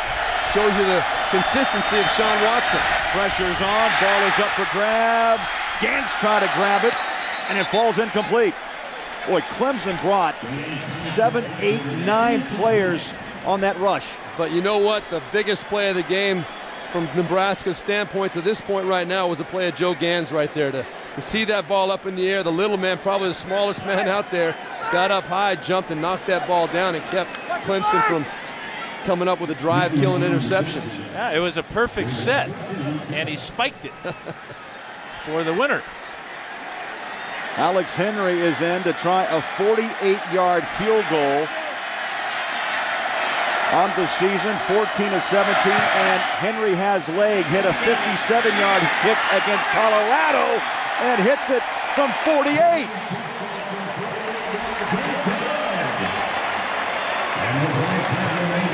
Henry this season now 14 of 15 inside of 50. And that one went 48. And a huge one last game out against Colorado when he hit 4 field goals that day. Got a little bit of a breeze behind him, and he just squeezes it in the right side. We go back to the crucial 57-yarder that Henry kicked against the Buffaloes. They had a conversation on the sidelines, and Bo Pelini went over and asked Addy Kanalik if he wanted to give it a try, and Kanalik said he'd pass. Henry looked him dead in the eye, says, "Coach, I can make it." He said, "Coach, I've made that in warm-ups today." And Coach says, "Well, that doesn't count, son. You've got to make it now." But you know what? Bo Pelini told us in the meeting, he said if I was not convinced that he meant it, I would not let him go out there and try that kick from 57 yards. But he said he convinced me that he was going to make that kick, and sure enough, the kid came through. Well, and I think part of that, Steve, is that he had already made 3 on the day, so he's feeling very good, very confident about his abilities, and it showed. So Nebraska finds the scoreboard with 1:10 to play. The 48-yard field goal by Henry. Addy Kanalik set to kick. Big leg. No return. Nearly got it out of the end zone. Well, Sunday on CBS, it's a mystery for the new year on a new episode of Cold Case. Sunday on CBS, America's most watched network.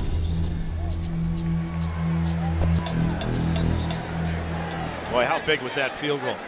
Just to give Nebraska a better feeling about themselves. Their defense has got to be happy. They haven't allowed any points today, but offensively they've struggled. That was a well-designed and engineered drive by the Husker offense. They got the running game going a little bit. Joe Gans made some plays in the passing game with his feet. Good solid drive to end the half for him, but now over a minute left for Clemson to go down the field here with 2 timeouts. Harper, shotgun, ball batted down. Oh, picked off! That ball floated. Anthony West gives Nebraska a whole new life here late in the second quarter. I was just going to say before the play, the worst thing that could happen right now would be for a turnover. Clemson's part. This is a tip ball, not necessarily Colin Harper's fault. But Ty Steinkuhler again. Ty Steinkuhler getting that big paw up there in the air. That left hand.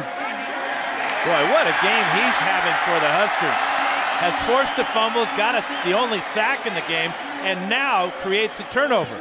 How huge is that for Nebraska now? Already, they're having a little bit of a mark off a penalty. Saying it's excessive celebration, perhaps after the interception, but it's Nebraska ball. But if you go back to the Colorado game, after the field goal by Henry, Zach Potter deflected a pass that was picked off by Ndamukong Suh. So that's something these guys are pretty good at, is getting their hands up in the air and creating turnovers. Well, let's see if Joe Gans can capitalize with his offense here. Great field position, plenty of time left in the half. But remember, no timeouts remaining for Nebraska. From the shotgun, Gans, quick throw. It's picked off. Butler, can he go the distance out of bounds? And he's pushed out by Gans.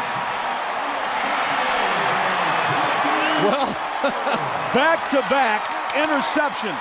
Nebraska looks to be knocking on the front door. Now Clemson will have 54 seconds to find the end zone. And Clemson came with the blitz, forced the quick throw to the outside. It was thrown late. It was thrown behind Niles Paul, but give Gans credit for making that tackle. Butler thinking touchdown all the way. What a huge turn of events for the Orange. They're going to make Clemson at least earn the touchdown. They did it with Joe Gans, as you said, doing a great job making the tackle, but what a tremendous play by Cresden Butler, setting up Joe Gans, knowing the blitz was coming, letting the receiver make his route, make his decision, and then jumping it 100% right on time. 59-yard return, Clemson. There's a pump, Harper, chase, toss down at the 30-yard line. That's Ndamukong Suh. What a game he's had in the first half. And what that sack does is that forces a longer field goal try if that's all the Tigers get out of this. But you can't hold the ball this long. You really can't. He had plenty of time to see what was going on up the field. They were trying to go with a double move inside, and he needed the time to see it, but the Nebraska defense did not bite on it. Colin Harper, as soon as he saw that Ndamukong Suh flash in front of him, he's got to get that football out of there, avoid the big sack. 3 plays in a row, the quarterback has basically done the no-no. We see an interception, and now taking a sack. All of these done in the last minute of the first half. All of them big-time no-nos. Under pressure today, sacked twice. He's been hurried 5 times. An emotional bench on the Clemson side of the field. Nebraska is huddled up. A 7-3 ball game. Yeah, low scoring, but Dan, Steve, I don't know. We've been involved in a lot of football games. But how about the action we've seen today? Big play after big play, but yet a low scoring first half. And most of the big plays, 90% of them made by defenses. And how about Ndamukong Suh? He's the leading tackler, leading sacker. He's scored touchdowns, he's blocked field goals, and he's a defensive tackle. That is so rare to have a defensive tackle lead your defense in tackles. It's just a testament to the kind of athlete this guy is. Second down and 22. Colin Harper sets up, wants the deep ball, goes up top, man coverage. Oh, caught in the end zone, Aaron Kelly.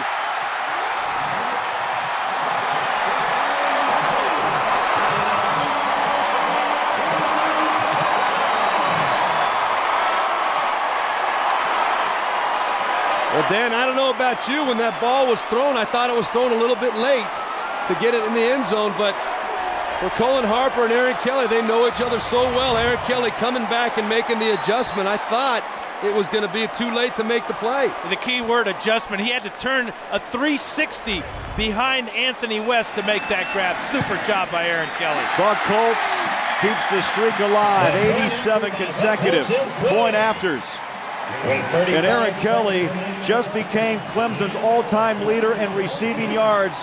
And what a way to do it with a catch in the end zone. Unbelievable. It could not have come at a better time for Dabo Swinney and the Clemson Tigers. And you got to give Colin Harper credit. The most important thing in a situation like this is to give the receiver a chance to make the play. The worst thing would be to throw the ball over him, out of bounds, somewhere like that. He gave his big 6'5" receiver a chance to go up and get this football, and what a great adjustment he made. And give Anthony West a lot of credit. I mean, you can't cover any closer. He missed the ball by perhaps 5 inches. That's the he most. Was trying to search for the ball. But that's that experience. You've got Harper, a senior, throwing to Kelly, a senior. They've probably done that type of thing many, many times in practice. Boy, did it pay off there. Well, you talk about a punch in the gut, Craig, for the Nebraska team. Here they come up with the field goal, a good positive offensive drive. They get the big turnover deep in Clemson territory. Give up the interception and then give up the touchdown. Oh, you talk about going in on a high. Now it could not be any worse for Nebraska. Clemson with a 14-3 lead over Big Red. 35 seconds to play. What a final 2 minutes of this first half here in Jacksonville. Buck Holtz tees it up at the 30-yard line. That ball hangs, taken on the run at the 15-yard line. That's Niles Cole and driven down at the 24-yard line. So Nebraska back on offense, no timeouts, down 14-13 with 30 seconds to play in the half. And I don't think that Bo Pelini's going to have Gantz throwing the football. I would be very surprised in this situation. I mean, to go the distance right now with only 30 seconds on the clock, but then at the same time, you got a senior quarterback who has been one of the best in the country protecting the football all year. You hit 1 or 2 passes. The chains do stop in college to reset the chains, or the clock stops, I mean. You never know. On a knee goes Gantz. You know, Gantz has been beat up, he's been chased, he's been hounded. He's mentally confused right now after throwing that interception, and Clemson riding a huge high going into halftime. Final seconds will tick off here. Clemson up by a 14-3 count. And Bo Pelini to the locker room. That ends the first half. With the score, Clemson 14, Nebraska 3. Coming up, Tim Brando, Spencer Tillman, and Tony Barnhart. We'll be back with the Geico halftime report after this message and a word from your local.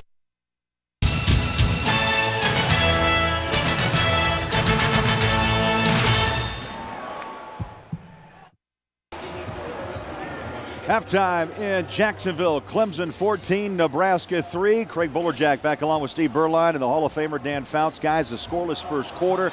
Things warmed up. courtesy of the turnover, and Clemson scores 14 points off the 2 giveaways by the Huskers. And who would have ever thought that Nebraska gained more yardage in that first half than Clemson did? But it's those turnovers that have been the difference. And Nebraska's got it done up front with their defensive line tandem of Ty Steinkuhler and Ndamukong Suh. Watch Suh come in here, block that field goal, a relative chip shot from 20 yards out. And then on this play, it's going to be Steinkuhler coming in and bringing down Harper almost into the end zone. Great pursuit by number 43, also had a deflected pass in the first quarter. Well, for Clemson, though, Craig, it's been a story of defense all the way. Right there, you see DeAndre McDaniel deflecting the pitch and then taking it in himself for the first touchdown of the game.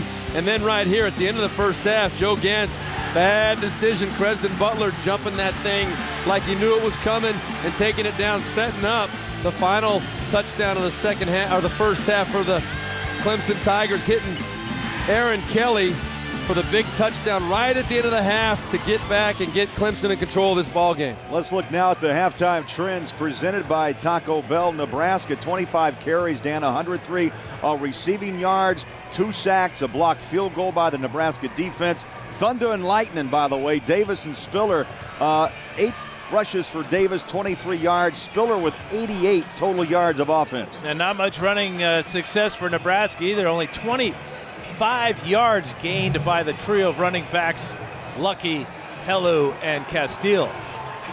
Here's Joe Gantz, and he'll set to start the third quarter. Huskers will have the football, down by a count of 14-3. Well, I'd be anxious to see how this Nebraska team comes out to start this second half. I'm sure Bo Pelini and his staff really got on their team and said, hey, what does it mean to you? Come out and start this second half right. Play Nebraska football like we've been playing the whole second half of the season, and let's see if we can reestablish control of this ball game. So Mark Buchholz will kick away from the 30-yard line, third quarter, 64th annual Gator Bowl. And Clemson with the lead of 14-3. Angles that kick to the corner, taken on the run at the 15-yard line. Coming around the corner. And out of bounds goes Deinard, Alfonso Deinard. He came up with a good catch at about the 15-yard line as that ball hung up in the wind, and then he sees this opening to the near side and turns on the Jets. Just too many Tigers there, and they push him out of bounds. But excellent field position to start your second half. Now you look at the first half possessions, 5 straight punts, then a fumble, the field goal, and then the interception that Clemson turned in to a touchdown. Those two right there, the fumble, the interception, that led directly to the 14 points. One on the actual fumble recovery. The next one led to Aaron Kelly's big touchdown catch. On the option. Boy, Gantz sold it. I think half the stadium here thought that Gantz had given the ball up, but he kept it. Fortunately for Clemson, they did not all bite on that fake. And he comes up limping a little bit. He was shaken up in that first half. Yeah, he's got something on his right leg, too. It appears to be a sleeve of some type. And after this good fake, the reaction time of Clemson, just too much for Gantz to overcome. And a pickup at 2, second down and 8. First minute of the third quarter, play action. Gantz steps up, goes man coverage downfield. Caught!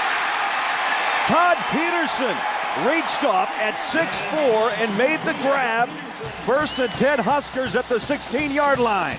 Well, the best thing that Joe Gantz can do right now, you got to understand this Clemson defense, they know how to cover people, but you got to give your guys a chance to make a play. He put that ball up, and Dan, as you know, it was great coverage, but the ball was put in the right spot. Joe Gantz realized that a back shoulder throw would give the big Todd Peterson a chance to make the play. Yeah, neither Peterson or Swift are going to run by anybody. Smart throw by Gantz. 10 of 22 now for Joe Gantz. Shotgun, first down, Nebraska. Quick flip far side, Niles Paul. And boy, the Tigers and Huskers are popping pads here in Jacksonville. Boy, Butler with great reaction there, playing the far side, the boundary side. Saw him with his reaction on the interception at the end of the first half. He came up very quickly to keep Paul from a big gain. And you know what continues to impress me about this Clemson defense is the solid open field tackling. I mean, they're not tripping people up and dragging them down by shoestrings. They're coming up and hitting people solidly. There's the red zone. Here comes a blitz. 57 possessions, 40 touchdowns for the Huskers on the season, and nothing doing. That was just slow motion.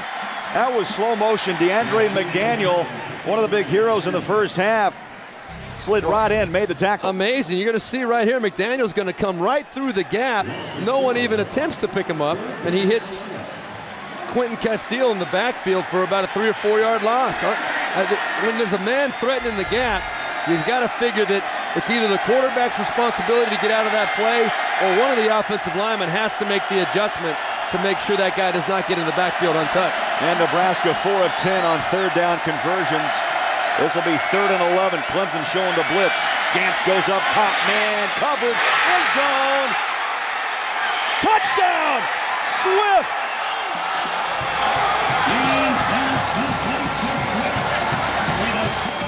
Incredible throw and even better catch by Swift.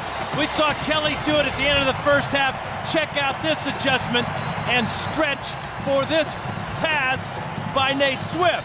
On the fingertips, left foot was in, touchdown Nebraska. I'll tell you what, he had no more room at all to get that other foot in. I mean, that left foot was solidly in. The question, in my opinion, was whether he had clear possession of the ball, but no doubt about it, a great catch, throw and catch by Nate Swift and Joe Gantz. And the extra point from Alex Henry, 55 of 56 on the season. And it's Gantz right on the fingertips, pulled down by Nate Swift, his 10th touchdown of the season. And Nebraska, on their first possession of the third quarter, closes the gap to 4.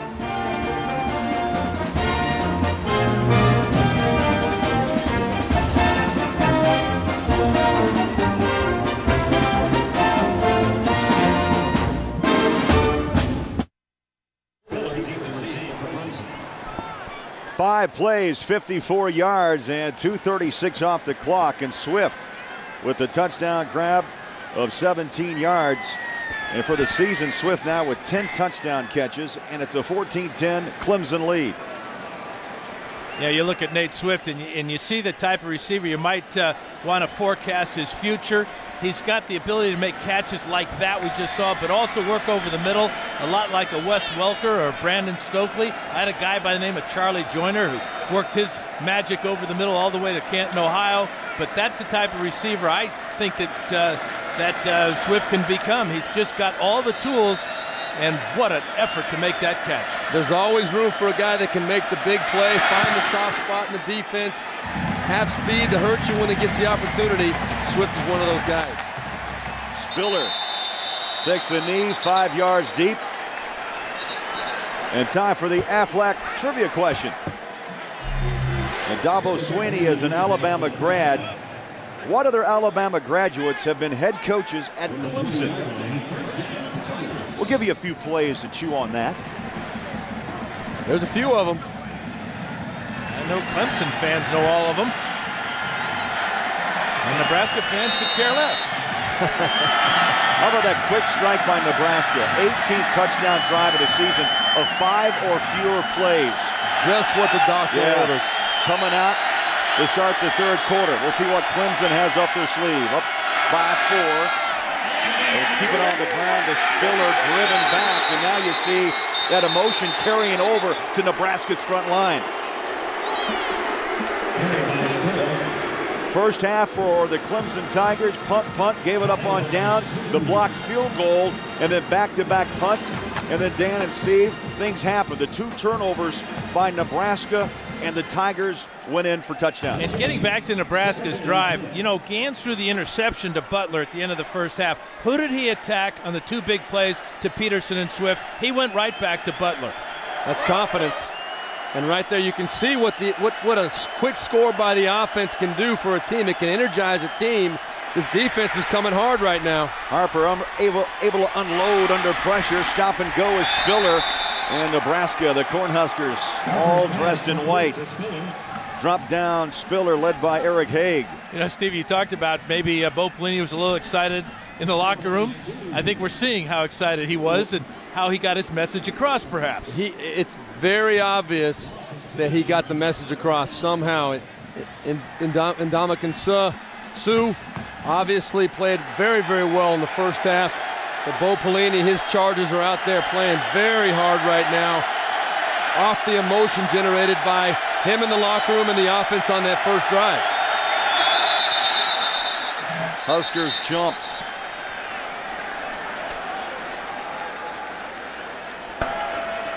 Dead ball. Illegal snap. Offense, number 55. That's Bobby Hutchins. 5-yard penalty. So Nebraska Remains third teed up. down. Nebraska teed up. Hutchins gave it a little bit of a twitch, and off they go. Well, tonight on CBS, don't miss the hit drama 11th Hour from executive producer Jerry Bruckheimer. That's tonight on CBS, America's most watched network. Yeah, that was Bobby Hutchinson, the player coach, if you will, with the false snap. You know, 7 different starting lineups up front. And Dan, the last 4 straight games, they've been able to start the same 5, so they're getting some consistency back. 3rd down and 17. Shotgun is Harper. Good protection. Pocket breaks down. Harper rolls. Sets up and fires. That ball nearly intercepted on the sideline. Incomplete. You know, Bobby Hutchinson, Craig, wanted to be a graduate assistant this year, and because of injuries and the experiments moved Thomas Austin over to left guard, they inserted Hutchinson as he comes limping off the field just a little bit.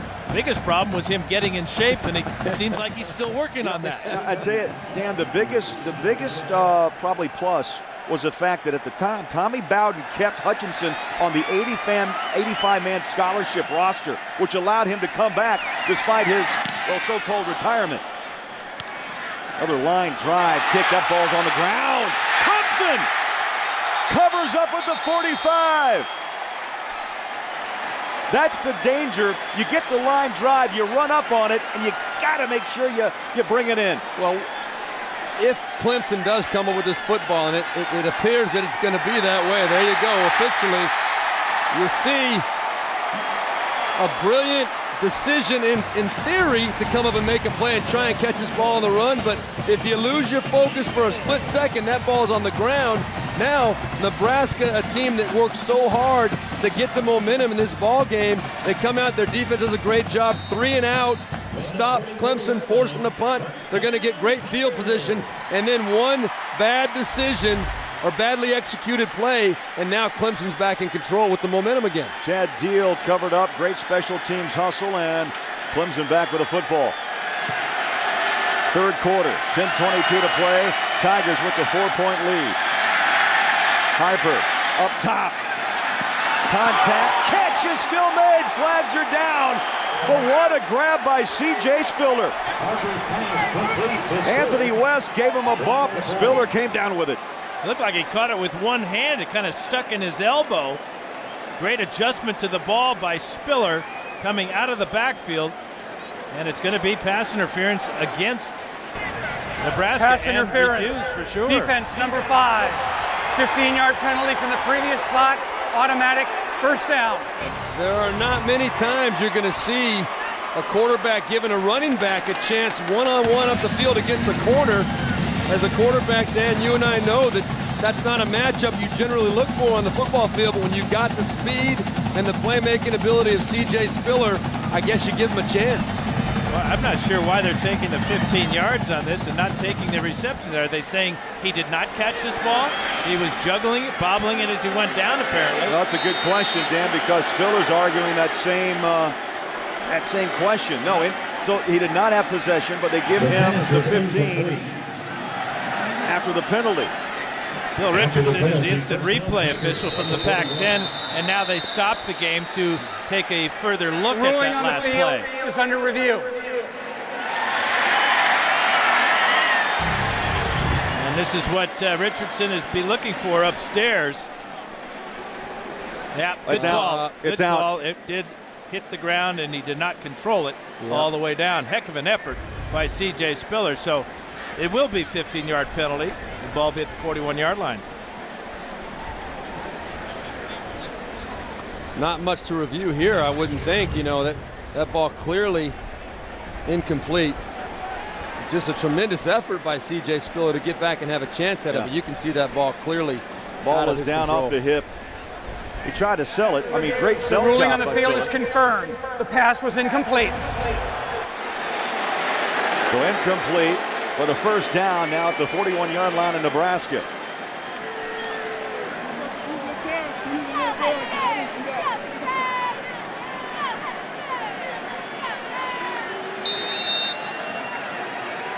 Spiller takes a knee.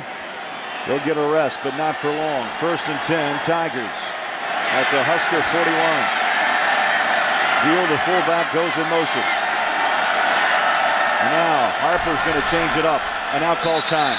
Did not like the Nebraska defense and the play they had called, so Harper will walk to the sideline. She'll be immediate timeout.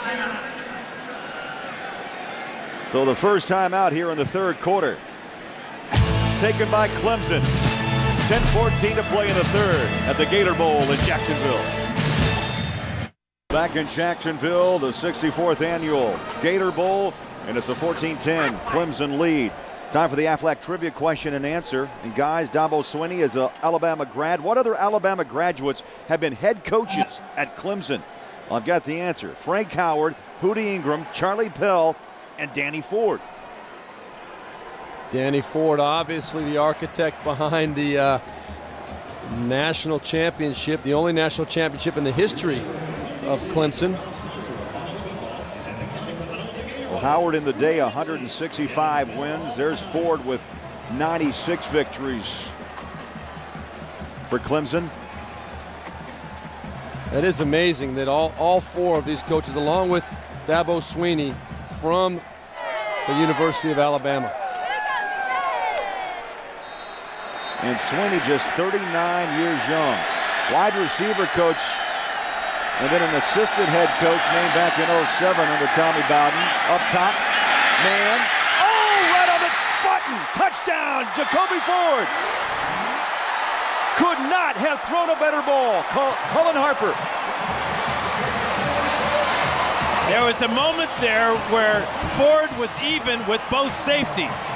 And then he exploded, accelerated at about the 5-yard line and chased this ball down. It appeared it might have been overthrown, but when you run a 10-2 100 meters, you're never overthrown. Well, and didn't you get the feeling when talking to Dabo Swinney that he really was going to come out at some point and give Jacoby Ford a chance to show those wheels? They had the perfect play called at the perfect time, and boy, was that well executed. Buck Colts splits the uprights. You know, Ford has that 10-2 speed. He goes the 60-meter and 6'5". And Dan, you're right. That's a totally different speed on the final 10 yards. 41-yard touchdown. Clemson up by 11.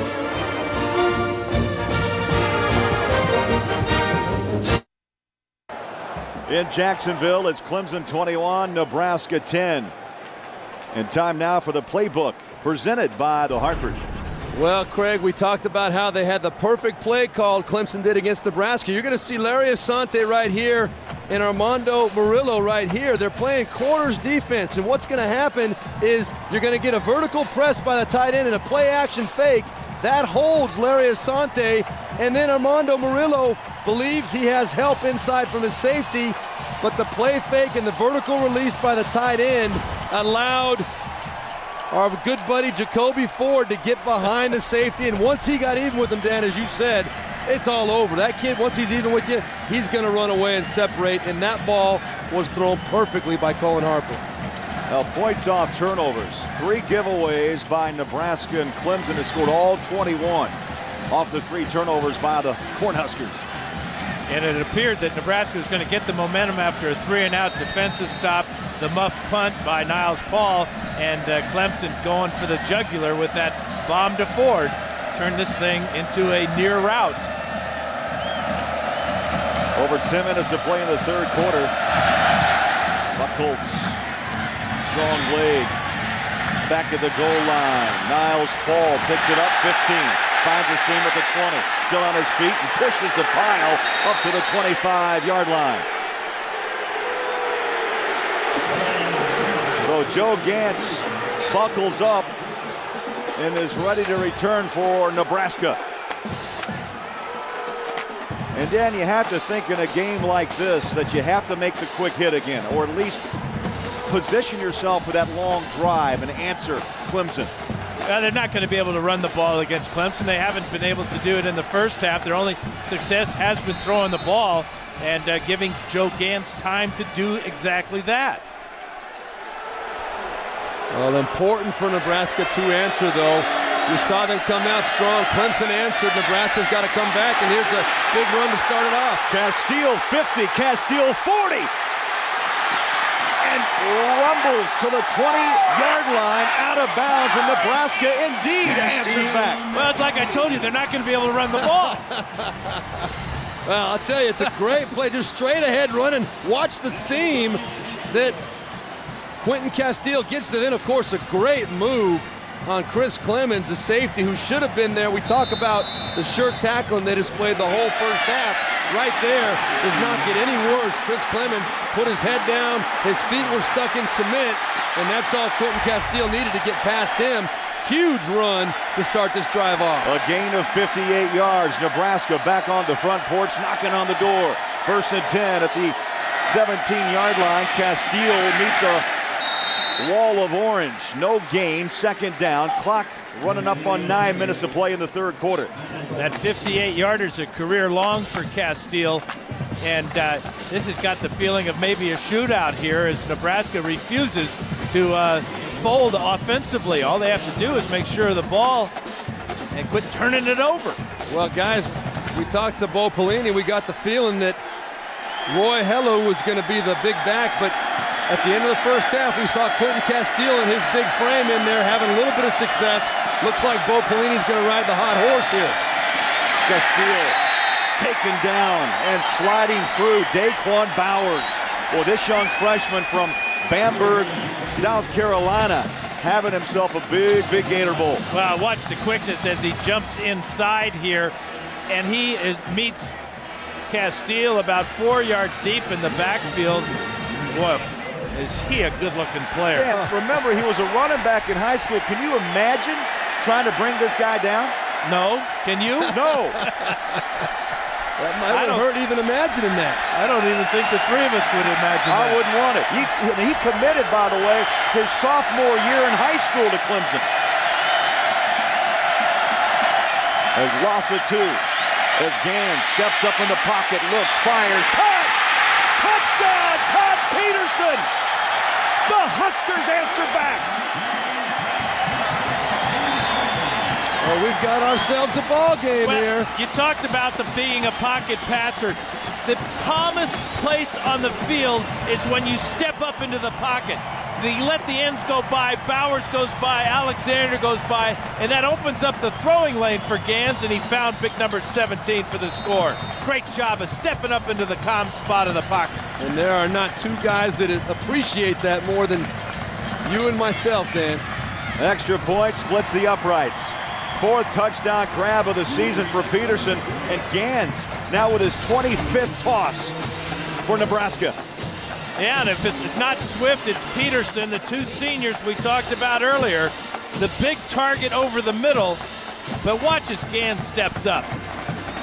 He lets the defensive ends go by, and all of a sudden, hey, there's number 17 wide open. They got the right play at the right time, and Todd Peterson was being a football player. He was supposed to come across flat across the middle of the field, but he saw the soft spot, and the defense figured, why run right into coverage? I'm going to turn up the field a little bit, and I'm going to find a soft spot. Joe Gantz and he on the same page. Everybody's fired up in red and white right now. As Steve, as I mentioned, it's the 25th passing touchdown for Gantz. That ties a Nebraska single-season record now with Zach Taylor. Both with 25 throws. Taylor did it back in 06.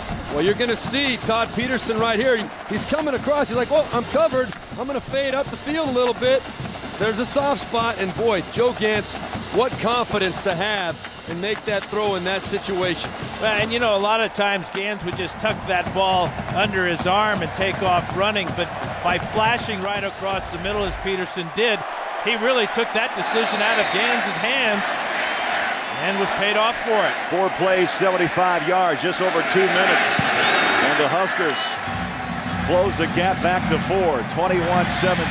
Spiller at the goal line, flags are down. This kid is quick as a cat, lost his shoe, and goes out of bounds at the 37. He blew a tire. What a flag is at the 25. Well, I'll tell you, when that guy, number 28, gets the ball in his hands, you just want to hold your breath. He is electricity. We talked about lightning. During the return, holding, number 10 of the return team. 10-yard penalty from the spot of the foul, first down. Now they're saying number 10, that would be Cullen Harper. I doubt that Cullen Harper was the guilty party here. Maybe it's on the outside. There's a face mask that they got away with. Well, Spiller's going to lace him up tight. Well, Steve and Dan, you look at the Tiger offense, everybody now having a part of it with Spiller and Davis. Now Harper, 142 yards with 2 touchdowns and the pick. And Kelly with 3 grabs and that touchdown, dragging the toe in the corner. Well, it appears that Nebraska's going to make Clemson play a little bit of offense this second half. They're trying to get it rolling on both sides of the ball here. Davis stacked up and dropped for a loss of 2 back inside the 15-yard line. Well, what a game. Zach Potter teams up with Kohler, the middle inside linebacker. And Davis has been unable to really unleash any of that thunder. Yeah, the other amazing stat I've found about this Nebraska defense is they only have 10 interceptions on the year. 4 of them have been from Potter and Sue, defensive linemen. A loss of 3, second down and 13. Harper, quick throw, far side, it's up for grabs. Intercepted, Nebraska! Steinkühler with the big play.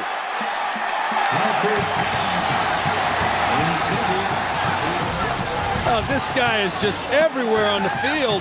You see, he's right on the right side of your screen. That ball's kicked up in the air, and it was not Steinkühler. It was Blake Lawrence, number 40, that comes across the linebacker, and very well-read play by the Nebraska defense. Cullen Harper, boy, look at Carl Pelini. He's fired up. But Cullen Harper, that's a bad feeling when that ball is bounced up in the air. Play was made by Prince Amukamara.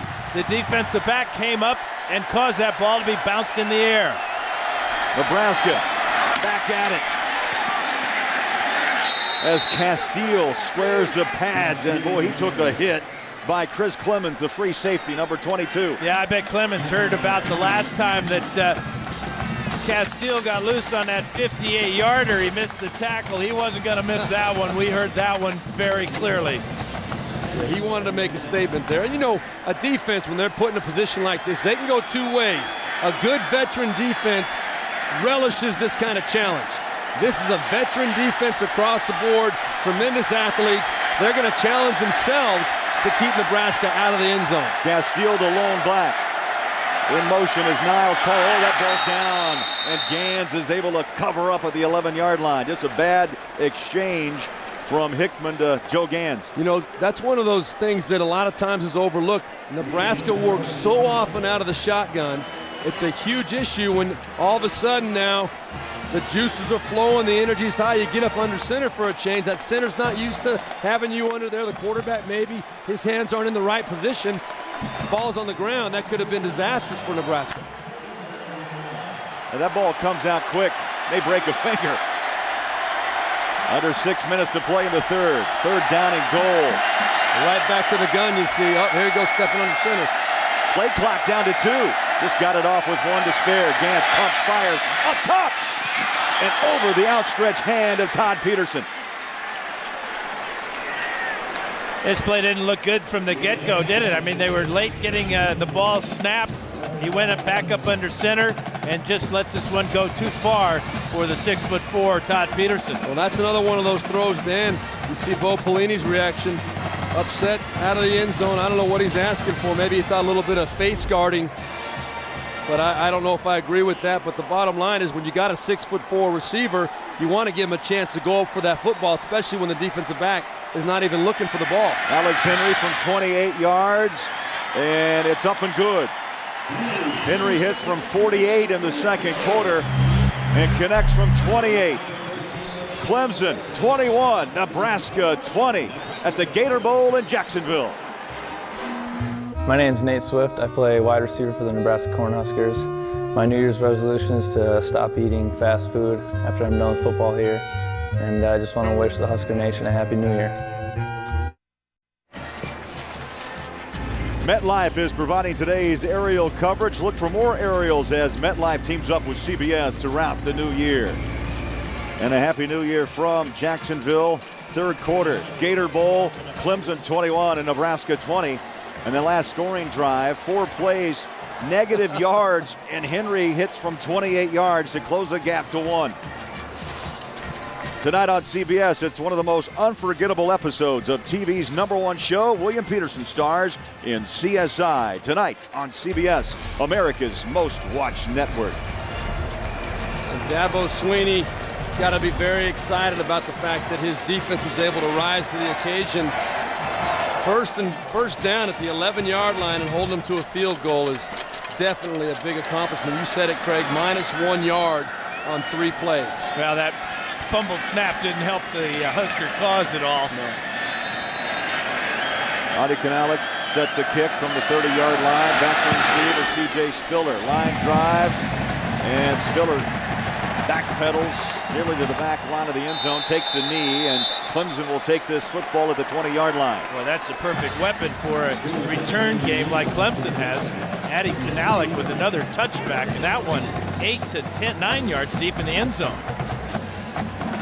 That is a great weapon. The stats speak for themselves. When an offense has to go more than 75 yards on a drive, the percentages are so far down as opposed to less than that. That weapon where the kicker can put that ball in the end zone and start his defense out at the 20-yard line is significant. Clemson with the football. You see the total yards, Nebraska over 250, while the Tigers 155 yards. 2 of those touchdowns scored off Nebraska miscues. From the shotgun, Harper, handoff up the middle. And 2 yards for Spiller. Spiller came in, guys, averaging over 5.5 yards a carry. The junior out of Lake Butler, Florida. You know, he told us that he knows he's the home run threat, but he would like to prove that he can run between tackles, that he has a power game.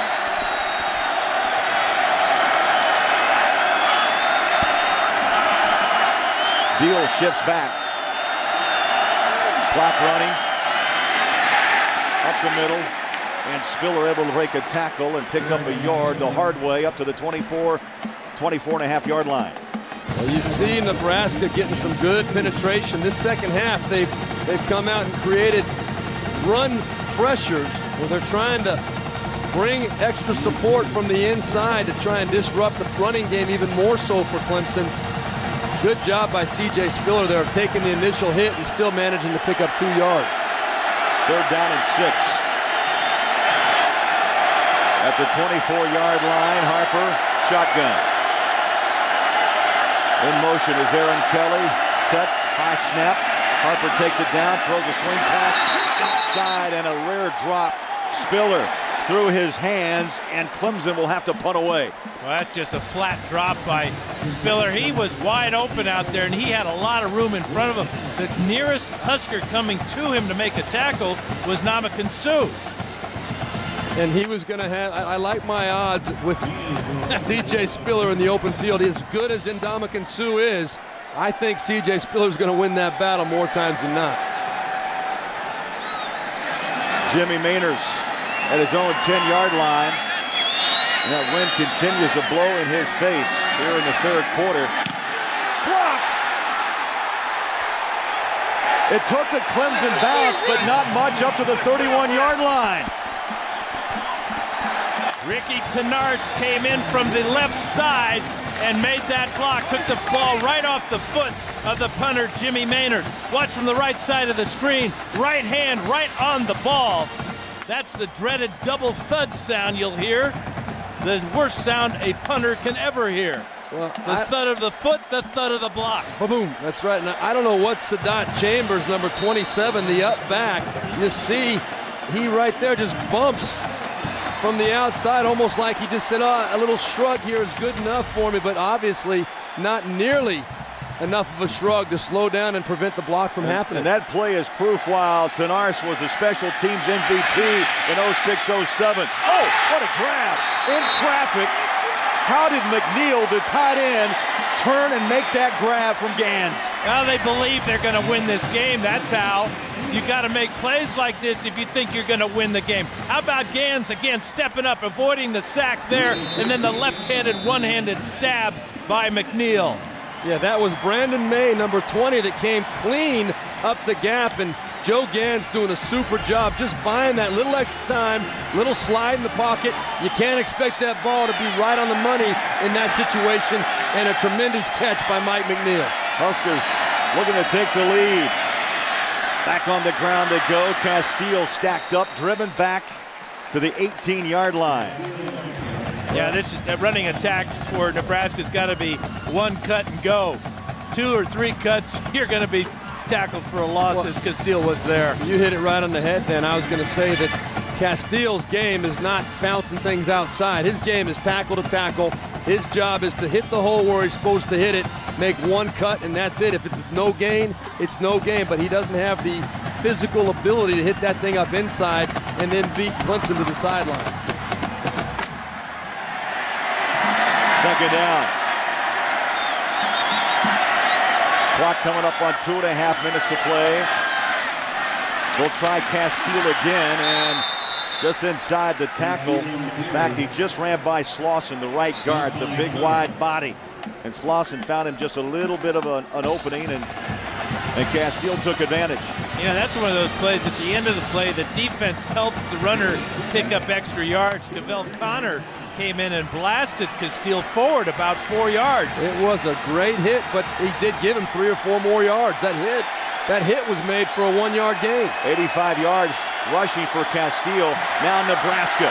3rd down and 5. Clemson fans on their feet. Tigers showing blitz. Gans throws a slightly complete. Nate Swift right at the 1-yard line, off his hands. Well, I don't know what Cresden Butler was thinking, but he's one-on-one coverage with Nate Swift on the backside and gave up the inside. Dan, you know as a quarterback, your eyes light up when you see that backside coverage head up or outside on a receiver running a slant. It's a gimme. Pelini knows, boy, those are ones that we have to cash in on. You give up 7, you're going to have to settle for 3 again. Alex Henry set for a 28-yard field goal to put Nebraska on top. Henry from 48, Henry from 28, and Henry hits another 28-yarder, and Nebraska leads Clemson by 2.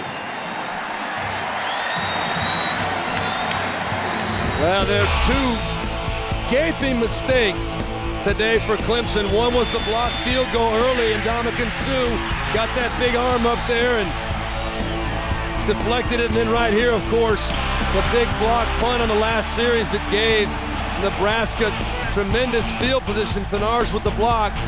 But fortunately for Clemson, the defense has responded both times the last 2 series deep in their own territory, holding Nebraska just to field goals. 2 mistakes by Clemson, 1 huge mistake by Nate Swift. He's caught 166 passes in his great career.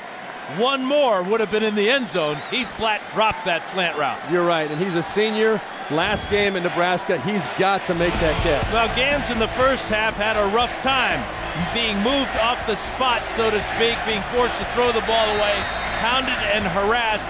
But the second half, he has been outstanding. 5 out of 8 he has completed with a couple of touchdown passes. Spiller will get a chance to return from the 3-yard line. Right up the middle he goes. Breaks the tackle. stacked up and dropped at the 31-yard line. Late flag thrown in after this ball was down.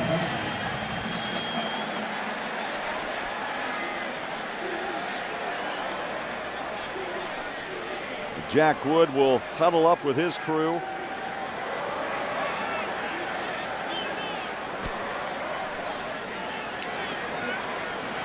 And here's the call. Dead ball, personal foul. Number 24 of the kicking team. 15-yard penalty, first down. Oh. Here's Gans's 2 touchdown passes. Just a beautiful catch here by Swift. This one was a lot tougher than the one he just dropped, too. And then he found Big Todd Peterson over the middle to give new life to this Cornhusker team. Well, we talked in the first half how Bo Pelini would be happy going in with a 0-0 ball game given how badly his team has performed. Second half here, Dabo's got to be fired up, Dabo Swinney, that his team is only down 2 points right now. Harper in trouble, takes his seat. The House of Spears got him again. Yeah, Mr. Sue, how are you? 93 right there. Watch him work on the right guard, Mason Cloy there. And just with one hand brings down Cullen Harper. And Harper's a big dude, 6'4", 225, but not big enough for Mr. Sue. Yeah, and Ndamukong Suh, I don't know how you can allow him to get that one-on-one matchup. Inside, he's too good of an athlete. He's going to make you pay the price most of the time. Under a minute to play in the third quarter. Clemson with the ball, throws it out to the flat. It's caught. Spiller turns on the Jets and is bumped out of bounds at the 46-yard line. Matt O'Hanlon, the free safety, number 33, made the play. Just a little bubble screen to the left side. You know, when you're as talented as C.J. Spiller is, you try and find and create ways to get him the football. Right there, a good example. They picked up about half the yardage that they needed for the first down, made back the yardage that they lost on the previous sack by Sue. Third down and 8. Shotgun. Now Harper steps up. Showing blitz, Nebraska. Everybody up at the line. 9-man rush. Swing it. Little seam, and the hit is the Grisham. And how about Ndamukong Suh making the tackle? Unbelievable. The blitz, it was a zone blitz. He dropped out, looked for the slant, and kept the receiver from picking up the first down. Another great play by the Portland, Oregon native. In the open field. That ends the third quarter here in Jacksonville. Nebraska 23, Clemson 21. And we'll come back to Jacksonville after this message and a word from your local station. You're watching the Conica Minolta Gator Bowl on CBS. Welcome back to Jacksonville, the Gator Bowl, as we start the fourth quarter. Nebraska 23, Clemson 21. Craig Buller, Jack Steve Berline, Dan Fouts. Glad you're with us. Hope you're enjoying this one, guys. I'll tell you, Bo Pelini, obviously at the half, guys, challenged Nebraska, and they outscored Clemson in that third quarter 20-7. They really did. Now, it's a tale of two halves, really. The first half, we didn't see much in terms of offense at all. Second half, Nebraska came right out and did exactly what Dr. Bo Pelini ordered and said, hey, we're going to take this thing down and score some points. Made a statement right away, Dan. Well, they were aggressive. They threw the ball down the field deep. They got big plays out of both their senior wide receivers, and we've got ourselves a ball game here. Now, we've seen missed opportunities, too. That third quarter, full of them. Under center, Harper with a hard count, trying to draw Nebraska off on a 4th and 2. Play clock to 8. He'll go back under center. Great discipline by Nebraska. Dan, you and I were talking at the break. We couldn't believe that Dabo Swinney was actually going to go for it in this situation. Yeah, and how many times have you seen the quarterback be able to draw somebody off sides in that situation? I mean, the defense, that's the first thing they're thinking about. And the luxury the defense has, it was 4th down and 2 yards to go. It wasn't 4th and inches where a quarterback sneak could pick it up easily. And Dan, don't you think during the quarter break that was discussed I think on so. the sideline? Well, that's why coaches get paid the some of them get paid the big bucks and other of them are just assistants. But those assistants worked the sidelines well that time for the Huskers. They sure did. Nobody even flinched. Mainers for Clemson, set to punt at his own 31-yard line. Good high hanger. That ball's taken to the 12-yard line by Swift. Here he comes near side, puts it back up the middle, flags are down, and Swift is driven out of bounds at the 39-yard line. But a flag at the 24. 40-yard kick, a 27-yard return, but a flag is down. Not much mystery as to what this is. An illegal block against Nebraska will back up their offense. During the return, illegal block in the back on the return team. 10-yard penalty from the spot of the foul. First down. Eagle Eye Dan, you're right. And don't forget, later in this game, we'll have the 5-star play of the game presented by Wrangler. And there has been more than one 5-star play in this game. There have been a bunch. I'll tell you, though, a play like that right there, you get the great return by Nate Swift. You get the good field position. One play, and from what we could tell, that block had really nothing to do. It was on the back side of that play. Nate Swift had already gotten to the left edge. Those are the kind of things that'll drive a coach crazy. That's hidden yardage right there. It cost Nebraska 25 yards. Now Marlon Lucky, number 5, has joined Nebraska's backfield. Shotgun is Gans. Little shovel pass. Lucky stops and goes, stacked up. Clemson not fooled. You have to play disciplined football against Nebraska. And Marlon Lucky, the senior from North Hollywood, California. Well, I'll tell you who was not lucky on that play was Joe Gans. He had to take on Daquan Bowers face to face. Daquan Bowers basically gave him a big kiss right in the face mask. And I'm Joe Gans. I'm saying, Coach, let's run that play to the other side. I don't want to run. This guy's a beast. No gain, second down at 10 from the 10-yard line. Fourth quarter here in Jacksonville. Nebraska with the ball up by 2. Gans fires a strike. Over the middle. Tough catch. Peterson in traffic. And Nebraska will move the chains up to the 24-yard line. Thrown on time. Perfect rhythm. Gans gets the snap. Makes a good catch of the snap. Sets his back foot. And again, it's one of those hook routes. The experience of Peterson on that play, the experience of Swift on other plays, knowing where the holes are in this zone defense, perfect execution. 4 catches, now 96 yards for Todd Peterson. Handoff, Castile. And a 2-yard loss is the Clemson Tigers. Castile on the carry. Shut down that corner, Courtney Brown, number 90. Great job at the point of attack by the front of the Clemson Tigers. No push at all. They beat the Nebraska offensive line to the punch right from the get-go, and then were able to string the play out all the way to the sideline. Courtney Brown being the one to finish it off right there. And Quentin Castile limps to the sidelines after that tackle, so that could be a huge factor for the Huskers. Yeah, he's been the only running back with any success at all today. Second down, 12, under 13 to play, fourth quarter. Play clock to 1, just got the snap away as Gans sets up all day to throw. Now pushed down in the pocket. Gans dumps it off on the run, and he finds Lucky. And Lucky paid for that catch, maybe a yard the hard way to the 26, and Gans is slow to get up. Yeah, Gans paid for the reception as he was just flattened. I think it was Bowers again. Gans being moved off the spot. Does a good job of finally finding a receiver, but here comes trouble. Number 93, and now it is number 90, Courtney Brown, who flattens Joe Gans. Looks and like Gans maybe still down. Landed on his right shoulder. It was either his right shoulder or look at his feet getting caught up underneath his head. It's his right shoulder. Pulled his arm back. Brown pinned his arm to the side, and the shoulder took the entire force of that tackle by Brown. Yeah, and his head smacked into that turf pretty hard, too, after the shoulder.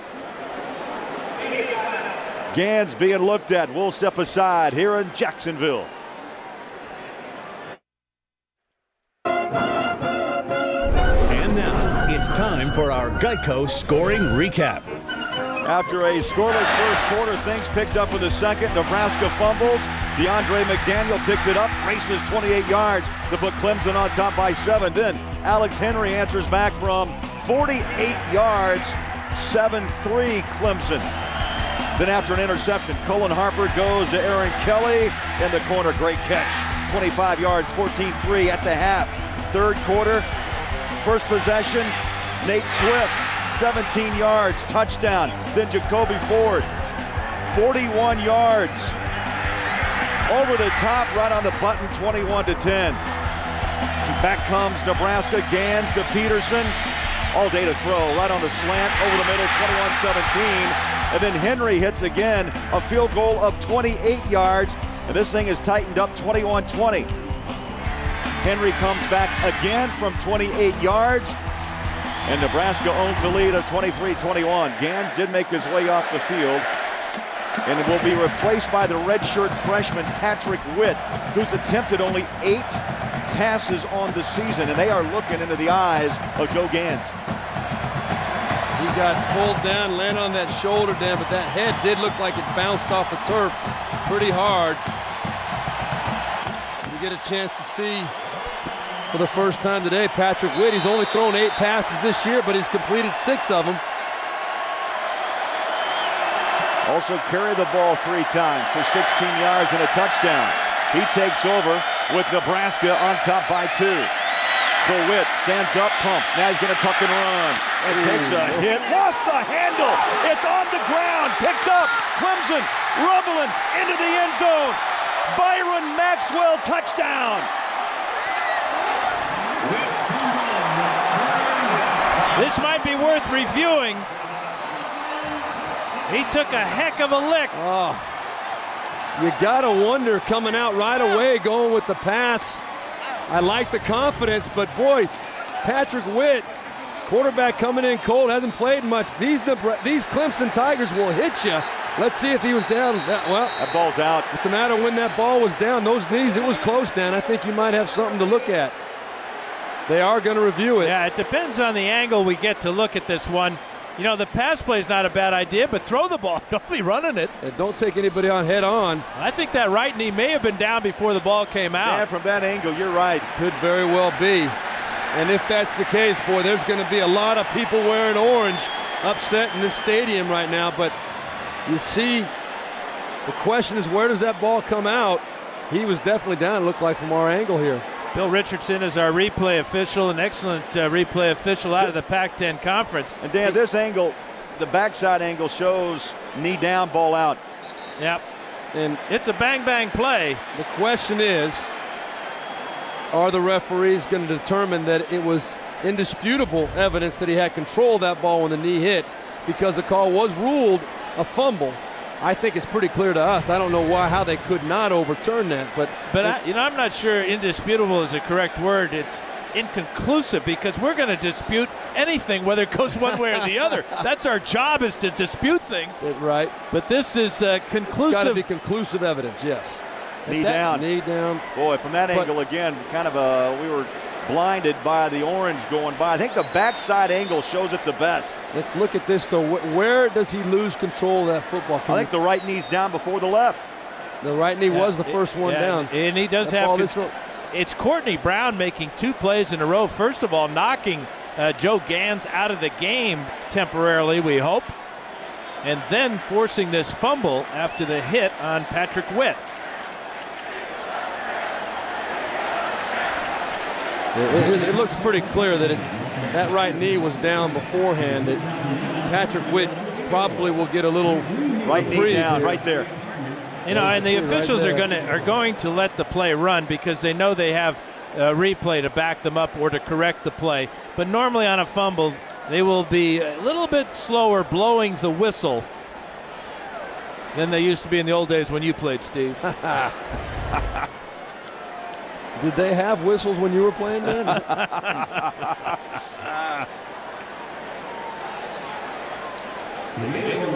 A long review taken by Jack Wood, the referee, and this is from our cart up along the sideline. And I think, you know, if you can spot the right knee down first, left knee follows, and the ball is punched out by Courtney Brown, number 90. And I've got no problem with them taking a little extra time. This is such a huge play in the course of this game. And, you know, the other thing it does, it allows Joe Gans to maybe gather his wits on the sidelines. If he does have a few cobwebs there, maybe get a little treatment on his shoulder.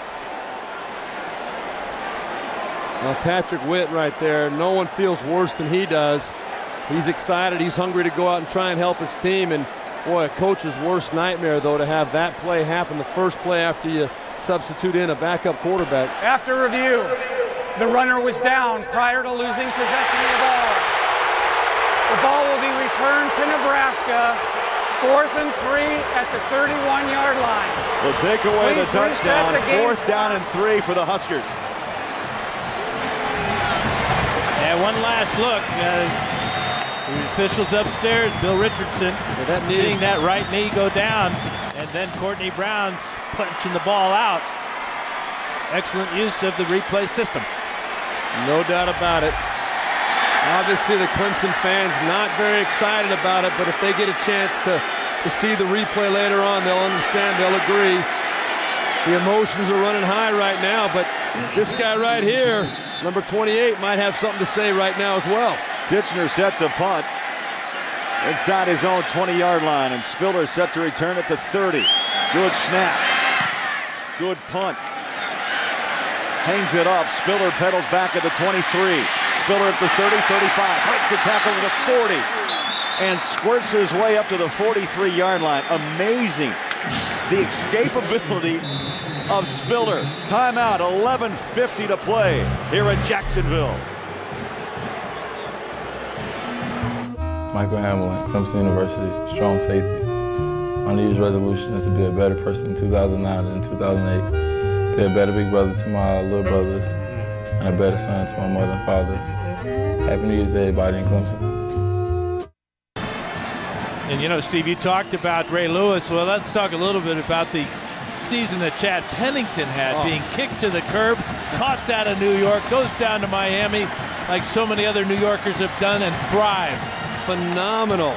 Just voted for the second time in the last 3 years the comeback player of the year in the NFL. And as he said, it's amazing how these things work themselves out. Was Bill Parcells a magician or what? Taking over the Dolphins in round. Ford, stiff arms out of bounds at midfield. Been a heck of an afternoon for Ndamukong Suh. The junior defensive tackle blocked a field goal, a chip shot in the first half.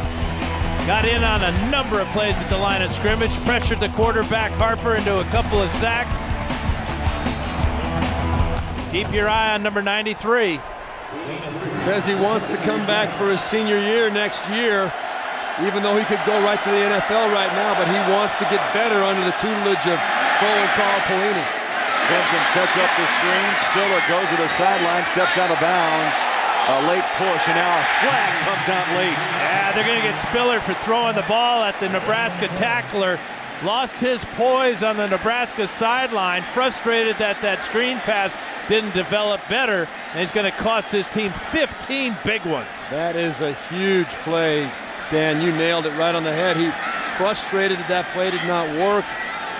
Getting hit is part of the game if you're a running back, isn't it? Yeah, it should be. And Blake Lawrence, number 40, took his wrath, and he gave him a push back, but... After the play, unsportsmanlike conduct. Offense number 23. 15-yard penalty. Will be 3rd down. That 8 looks like a 3, but it's 28. And you can see there's number nothing. 23 threw the ball at the guy that pushed him out of bounds. So not a big deal. Shouldn't have been a big deal. Now the big deal about it is it was after the play was dead, so you lose the down, and now you come up with a 3rd down and a mile after having, again, great field position as Clemson had so many times in that first quarter. Exactly right. 3rd down, 24 for the Tigers. Pedaling back, Colin Harper goes deep, up top, near side. Incomplete. And he wanted Jacoby Ford, the sprinter. And now 4th and 24, so the Tigers will have to punt away, down by 2 with over 11 minutes to play. That was a curious play selection on 3rd and a mile. Just, I guess, go back and throw it a mile. Huh? You know, you got a guy with the wheels Jacoby Ford has. I don't disagree with the decision to try and put one up. You had one-on-one coverage. And Steve, plus you got wind behind your back. You could put that ball up 60 yards. Sure. And they're punting to a Nebraska team, though, now that has outscored their opponents this year 152-52. They have control of this game right now, too. Line drive, Nate Swift breaks the tackle, stumbles up past the 35-yard line. Well, flying high above, MetLife is providing today's aerial coverage of the game down below. Celebrating 140 years of MetLife. Sellout crowd. You just see a sea of orange and red all mixed together here at the Gator Bowl in Jacksonville. And what a great sign that is, and sight for Husker fans to see their senior quarterback shaking off that big hit from Courtney Brown.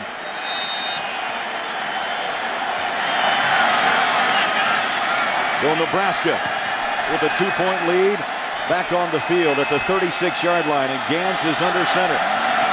Castile, the ball carrier, and nothing doing. Stacked up and driven back for a loss of 2, maybe 3. I have been impressed, guys, with Clemson's ability to swarm the football. They've been put in some very bad situations, especially in the second half. They've answered the bell with the exception of a couple of big plays by Nebraska. This Clemson defense has been spot on all day long, and you got to tip your hat to them, especially Dan holding them to field goals, those 2 drives where they got the ball first down very close to the end zone. That's why this Clemson Tiger team is still in the ballgame. Yeah, the 2 freshmen have played outstanding. Daquan Bowers, Brandon Thompson. 2nd down and 3, 4 wide receiver set as Gantz takes the shotgun up and over. That ball is caught, and it's going to be whistled out of bounds. Niles Paul out of bounds, and that stops the clock with 10:17 to play. Now, one thing that Nebraska's offensive line has not been able to do is to knock the Clemson defense off their feet. They do a great job of fighting blocks and just keeping their feet, so that allows them to pursue and make so many tackles. It's just amazing the athletic ability of that entire Tiger defense. Well, and it does not show up as far as sacks go. This is a defense that only has 14 sacks on the season, but they cause disruption. They cause problem. They make the quarterback move around, and that's just as good. Gant steps up in the pocket, dumps it underneath. Castile breaks a tackle, has running room at midfield, spins out of a tackle and inside Clemson territory at the 48. Chris Clemens spun him down. The man that makes this play, in my opinion, is Todd Peterson. Yeah, he's made a couple of great catches today, but watch the block from the right side of the screen. Right there, number 17, an illegal block on number 12, Gilchrist. Huge first down.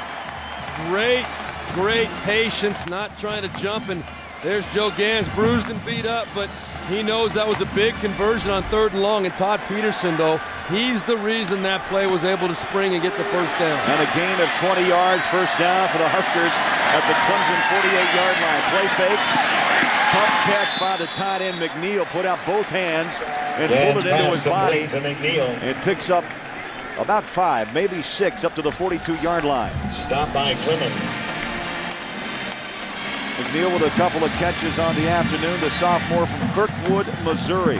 How about the second half for Joe Gans? He's completed 10 of 12 now for 138 yards and a pair of touchdowns. And with a few cobwebs, Dan, flying around. I think they're gone now. 2nd down and 5. He puts Peterson in motion. Gans under center. Tucks has room. Heads to the near sideline and runs out of bounds at the 40-yard line. Courtney Brown again in around that play. Brown, Bowers, and Thompson. We have called their name just numerous times for the Tigers. You could hear the Nebraska fans and coaches and team hold their breath for Joe Gans, hoping he could get to the sidelines and get out of harm's way. Set the game clock to 9 minutes and 13 seconds. 9:13 on the game clock. 25 seconds on the play clock. Now Jack Wood wants to reset the game clock. We're going to wait for 9:07. Did I hear him right? 9-13. Is that what he wanted? There it is. You're exactly right, Craig. Nebraska slowly working themselves up to that 50% mark on third downs we were talking about. Big one here. None bigger than this one today, especially for Clemson. Shotgun Gans. Lets the ends fly by. Ball batted down. No. Incomplete, and it was Cavell Connor. The weak side, the Will linebacker. This is an amazing play by Cavell Connor. You're going to see right here, he actually blitzes. Runs into the blitz. You're going to see right up the middle. This is him. He's going to blitz up the middle, realize he can't get there, and watch what he does. There's the blitz. He said, oh, I'm not going to get there. I'm going to come back and knock this Pats down.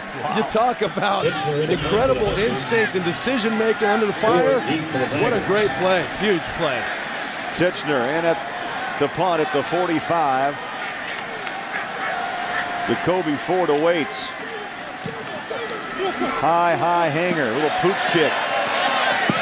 Oh, it takes a kick back. That looked like a pitching wedge. Took a great turn back at the 15-yard line, and they'll down it at the 19. A 22-yard punt, no return. 8:48 to play. And Bo Pelini, in his first season at Nebraska, and you look at what other coaches have accomplished in this freshman report card. How about Paul Johnson at Georgia Tech? You know what? We saw him, Steve. I'll tell you, Georgia Tech, Georgia had a big second half. Houston Nutt at Ole Miss.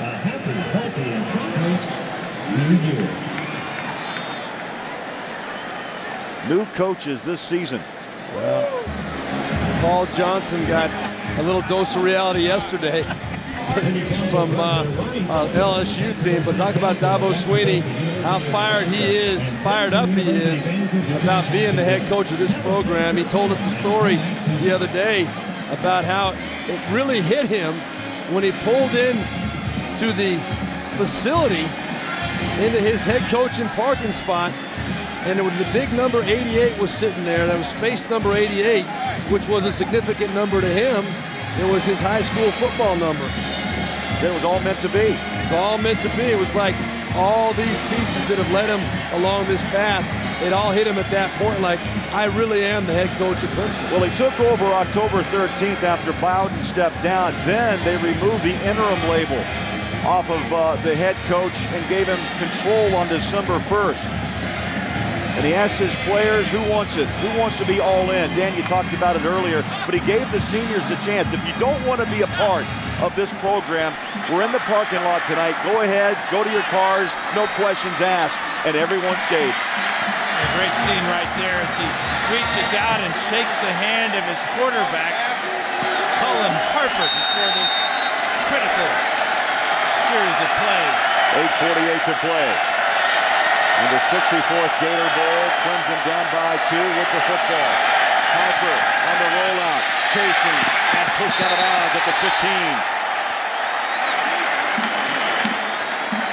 15. Pierre Allen to right in, number 95. Allen's a great story. He had to jump in as a starter after Barry Turner went down with injury in week 2, and he's done a fine job, the sophomore out of Denver. And he gets credit for a sack on that play, so he'll pick up his 5th sack of the year to join his other 2 buddies there, Sue and Steinkühler and Potter. What a front 4. A loss of 1, second down and 11. Harper, quick throw, quick slant, and a quick catch. Aaron Kelly reaches out. Kelly has been pretty much just stonewalled here in the second half and reaches out to the 25-yard line. Well, he has been stonewalled, but he did have the big touchdown in the first half, and he only needed 23 yards on the day to become the all-time leading yardage wide receiver. He already holds records in the ACC and every other receiving record at Clemson, but today he became the all-time yardage leader as far as receptions as well. 4th grab for 46 yards. 3rd down and 4, Clemson. And the slant falls incomplete off the hands of Kelly. And Murillo, the right cornerback, was in there to make the hit. Well, you got to give Nebraska's defense a lot of credit. That's just, that was the 13th third down they faced, and they have kept Clemson from converting 11 times. Well, that's one right there, though, Dan. You talked about the touchdown that Nebraska gave up earlier on the slant to Nate Swift. Right there, Colin Harper did the right thing going to Aaron Kelly. He was open, just did not make a good throw. Mainers. Big kick at the 35-yard line is Swift. Stop and goes. Slides at the 40, still on his feet, and tackled down at the 46-yard line. Swift just has the ability to make something out of nothing. A 40-yard boot and a 10-yard return. 7:30 to play here in Jacksonville. Nebraska leads Clemson by 2.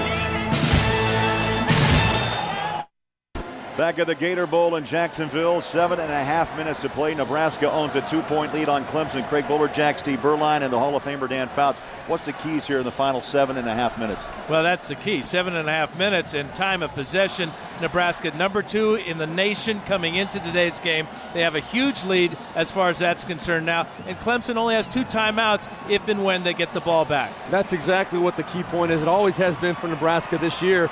You got to find a way to keep the ball away from them, because once they get it, they don't give it back. They don't turn the ball over, generally speaking. They always do a very good job of managing the clock. This is right up their alley right now. Clemson's defense has a great challenge in front of them. Over 30 minutes of possession time, 22 for Clemson, and 7.5 remain here in the 64th Gator Bowl. Only twice this year has anybody out-possessed the football against Nebraska. Movement, flags. And jumping was Thompson, the freshman, Brandon Thompson. Brandon, I'm sorry, big fella, you can't hide at 6'2", 315. Good ball, offside. Defense for the 98. 5-yard penalty, still first down.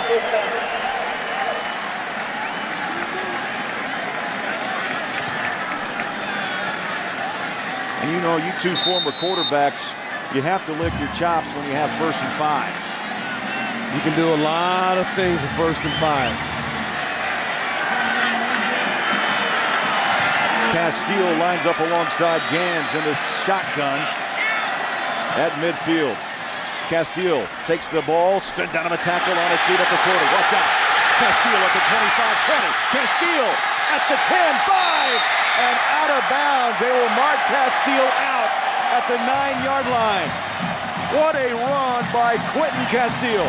Haven't had many missed tackles by the Tigers today, but there's a couple on this play, the draw play to Castile. He makes a couple miss right in the hole there. Number 20, who's had a great day for the Tigers, just could not bring down Brandon May, middle linebacker.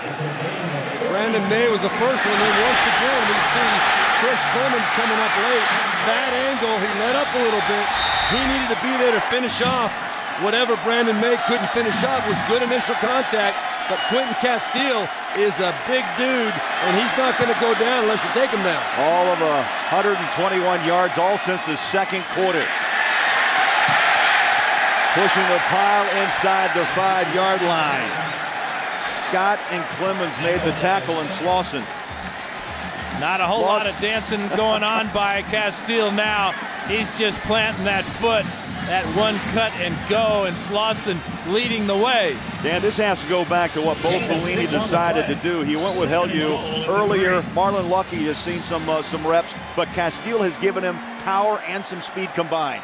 And that was the story of the game coming in, the power of Nebraska against the speed and quickness of Clemson. We just didn't know it was going to be Quentin Castile doing all the work. 2nd down and goal as the clock runs up on 6 minutes of play. Castile, the ball carrier, stacked up, driven back. He'll lose a yard. Back to the 6-yard line. Daquan Bowers right there, big number 93. Boy, how many tackles has Daquan Bowers made? How many pressures on the quarterback? That was a very critical play by the young freshman. He is a 19-year-old man.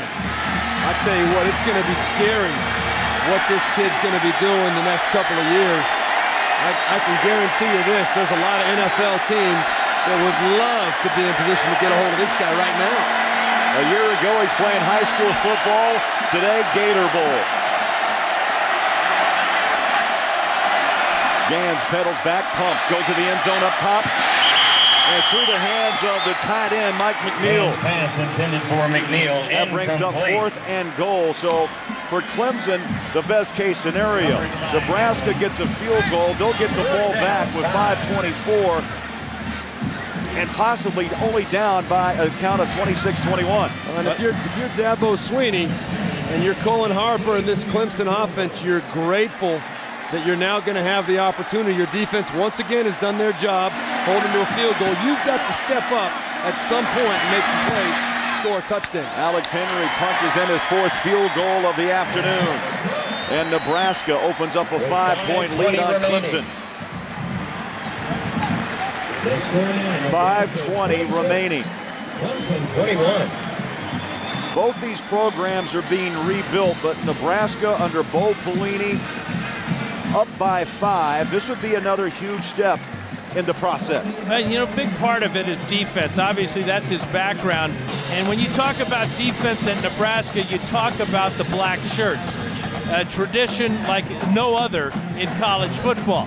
Well, that's what he wants to get back, and that's exactly what he's counting on now with this 5-point lead with 5:20 to go in the game. You know, when he was telling us about the black shirts, it was interesting because a lot of his team, his seniors especially, guys that had been with the previous regime, Bo Pelini felt that they didn't really know how to work as hard as they should work, and they came out and won their first 3 games against Western Michigan, San Jose State, New Mexico State, and the seniors came to him and said, "Hey, Coach, what about the black shirts? You know, we've earned them, right?" And Bo Pelini looked him in the eye and said, "No, you haven't earned it yet. You're not there. You don't know how to practice well enough, and you're not ready to wear those black shirts yet." But they've earned it over the last couple of months, and Bo Pelini thinks this program is going in exactly the right direction. Now the wind knocked that ball off the tee. And we are set. Adi Kanalik at the 30. Strong legs it. High floater. Wind's going to push that ball down at the 12-yard line. Spiller, took a hit at the 22-yard line.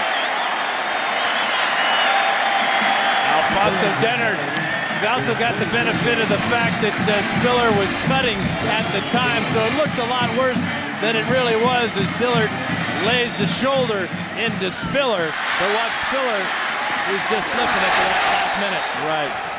Spiller at an extreme disadvantage. That's the first time we've seen someone get a really clean shot at him. If I could knock the wind out of him or something. 5:13 to play. Clemson with the ball. 2 timeouts remaining. The pitch, Davis. And the power back squares up those pads and works his way to the 29-yard line. Stein, Cooler took him on. Stopped by O'Hanlon. O'Hanlon also in on the tackle, number 33. Now this would be a good time, I think. Call me crazy, but for Clemson to start thinking about scoring a touchdown. You're crazy. Dabo Swinney, he knows he's got plenty of time, but this drive has got to be the drive. He can stay with his regular offense, but there's got to be a sense of urgency out there now for the Tiger offense. Clock under 5 to play. Hand off, nothing doing. Davis is dropped for a loss back at the 25-yard line. Yeah, that's our man Sue again. Those aren't boos. Those are Sue. Yeah, he'd make Johnny Cash proud. Fantastic game. This guy, everything that we've heard and been built up about Ndamukong Suh, 100% legit. What a joy to talk to him and hear his philosophy, hear his story. But to see him come out here and dominate a game like he has been pretty impressive. Clemson 0 for 9 on their last 3rd down conversion. They're looking at 3rd down and 8. Clock running, 4:10.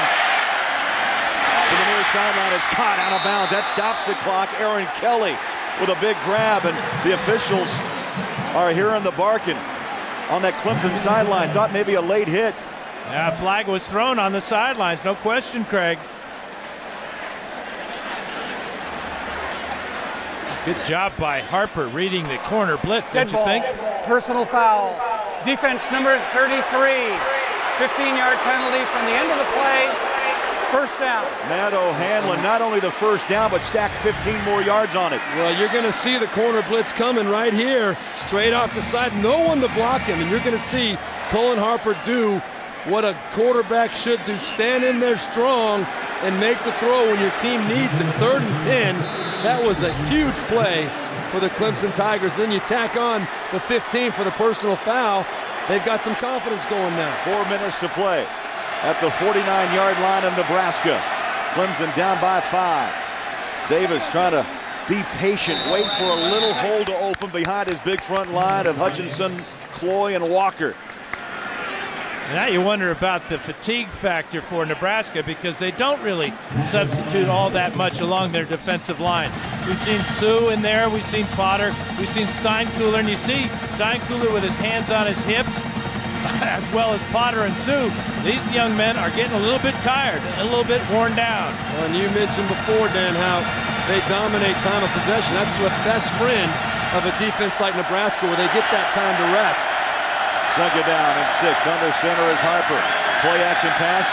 Good protection. Dancing, looking for help. Spins. In trouble. Throws it away.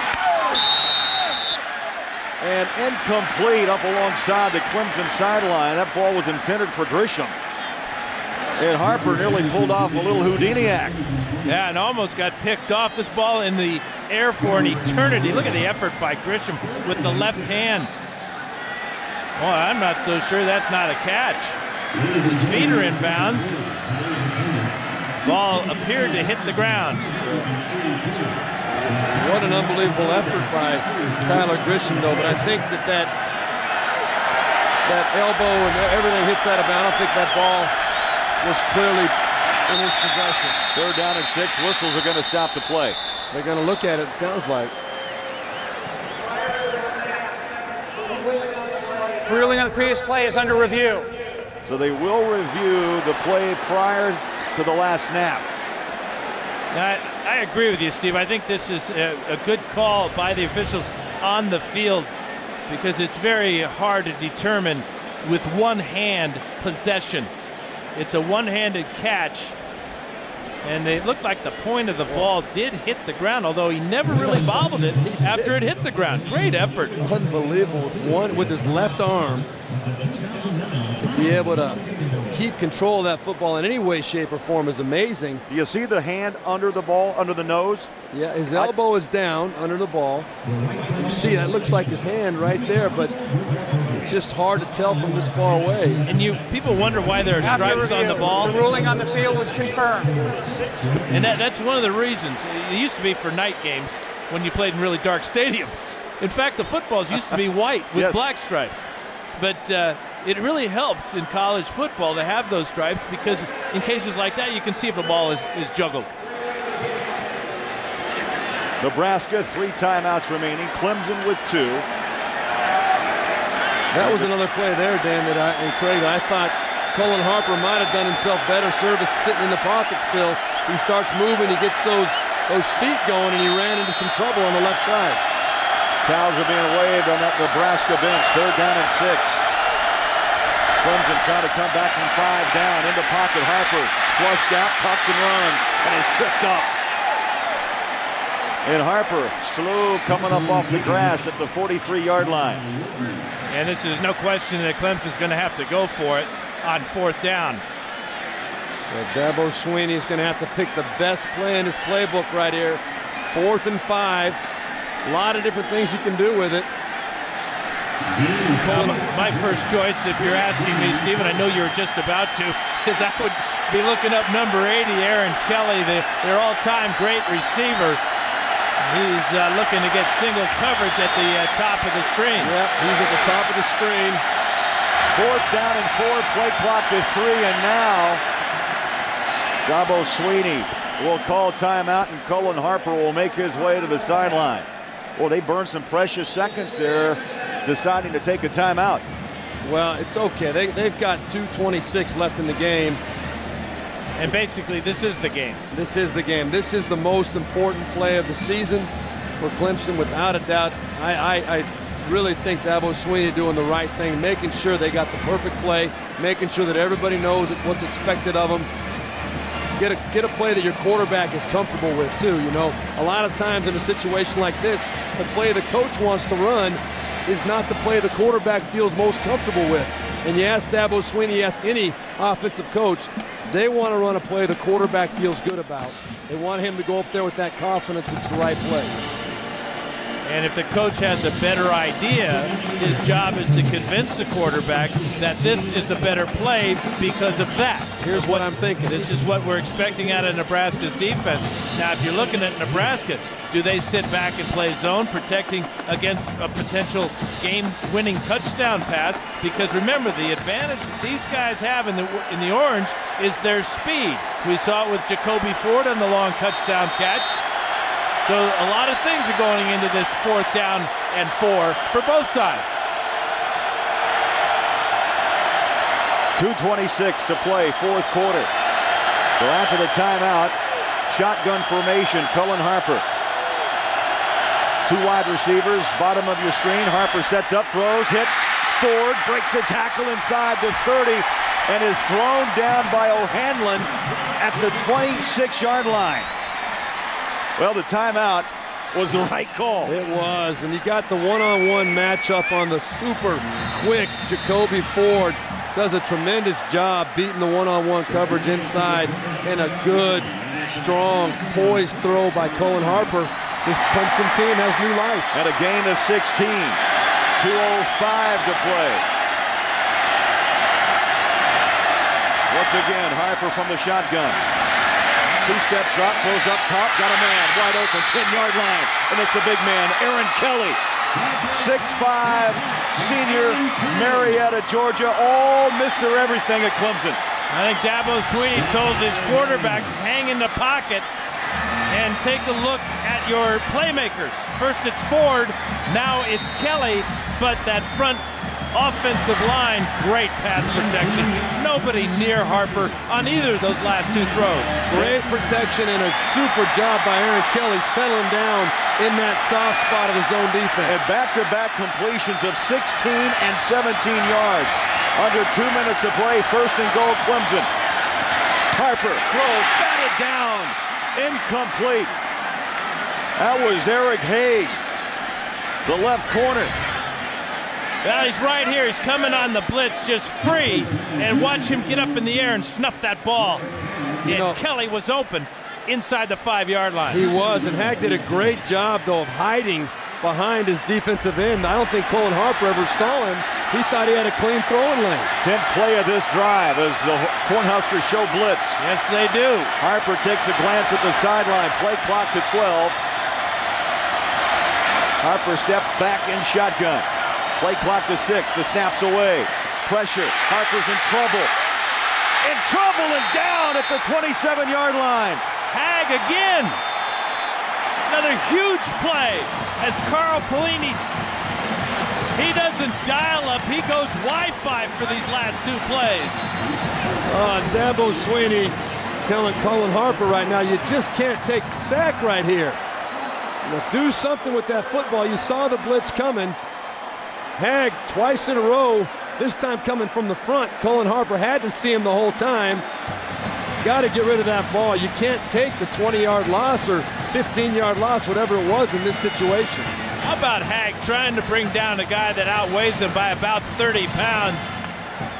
But that is Bo Pelini's M.O. Defense. And Carl Pelini's M.O. And you know that Anthony up in heaven looking down at his 2 boys saying, way to go. Bring that blitz. And that's about as close to exuberance you're ever going to see from Bo Pelini. I think Carl Pelini right next to him right here, he's the one that's got a little bit more of the pizzazz, the emotion when he gets excited. Well, he's the older brother telling the youngster what, no. Hey, Bo Pelini's the head coach. You know, now you've got 3rd and 26. You got 2 downs to get to the end zone. You got to get to the end zone. It's 3rd and goal at the 26. It is. So get half of it here if you're Cullen Harper. Clemson use their final timeout. Harper, shotgun. Good protection. Pedals back up over the middle. Incomplete. Spiller had it, but two Huskers were hanging on his back. Matt O'Hanlon, who had the unfortunate personal foul penalty, atones for that with this play right there. Wow. Just came over the top of Spiller on the post route out of the backfield, attacking that too deep. Great reaction by O'Hanlon. Well, Clemson got exactly what they wanted, that too deep, and they had Spiller running right down the middle of the field. It was a good throw by Colin Harper. Maybe Clemson has no timeouts. The play clock's running down. They're totally disorganized. At 4, at 3, what could be the final play? Over the middle, incomplete, and Nebraska holds off Clemson. Jacoby Ford was the intended receiver, and Dan, you're right. There was some confusion on the field on that final play, and Colin Harper took the snap with 3 on the play clock. They might have been better off taking the delay of game penalty. Move them back 5 yards, be able to huddle up, talk about the proper play you want to call. But even so, if you're hurried like that, your playmaker in this situation is Aaron Kelly. He's 6'5". Let him go up and catch the alley-oop. I agree 100%. You had 4th and goal from the 26. Big deal if it goes back to the 31. Let that clock run out, and then even if it's a jump ball, you let your big guy go up and try and make a play on it. Let him get those paws on it. Now we got too many men on the field for Clemson. It's a new kind of prevent defense. Put 12 guys out there. Illegal substitution defense. 12 men on the field prior to the snap. 5-yard penalty. Still first down. Now, Dan, Steve, you have to applaud the rebuilding efforts for both of these schools. Nebraska from the Big 12, Clemson from the ACC. Clemson surviving through a coaching change mid-season. They come under with great comeback and possession under Dabo Swinney. And, of course, Bo Pelini in his first season. Miraculous turnaround for the Cornhuskers. Time now for the DirecTV Player of the Game. And tip your hat to the senior Joe Gans. 19 of 36, 236 yards, and a pair of touchdown throws. And he did the two things we talked about. He led his team, and he competed. Great turnaround for Gans and this Husker team in the second half after they were thoroughly outplayed by Clemson in the first half. Well, I think one thing is very, very clear. Both of these schools have the right man in control. I think both these schools, these programs, have a very promising future. Let's check out the 5-star play of the game, presented by Wrangler. Well, here it is, Joe Gans tucking up in there, and excuse me, let me take that back. That was the play that Joe Gans was out for, and that was Mr. Witt, who came in, took the hit from Courtney Brown, lost the ball, went to the replay booth, determined that the knee was down before the hit, before the ball came out, and that gave Nebraska the chance to hold on and win this game. And the final snap, Gans is going to take that football. I don't blame him. The senior closes out his Nebraska career with a 26-21 Gator Bowl win over Clemson. For Steve Berline, Dan Fouts, Craig Bolerjack saying so long from Jacksonville. Our final score, 26-21 Nebraska. Tonight on CBS begins with a Big Bang Theory, followed by How I Met Your Mother, CSI, and 11th Hour. Nebraska scores the 26-21 win, and this has been a presentation of CBS Sports.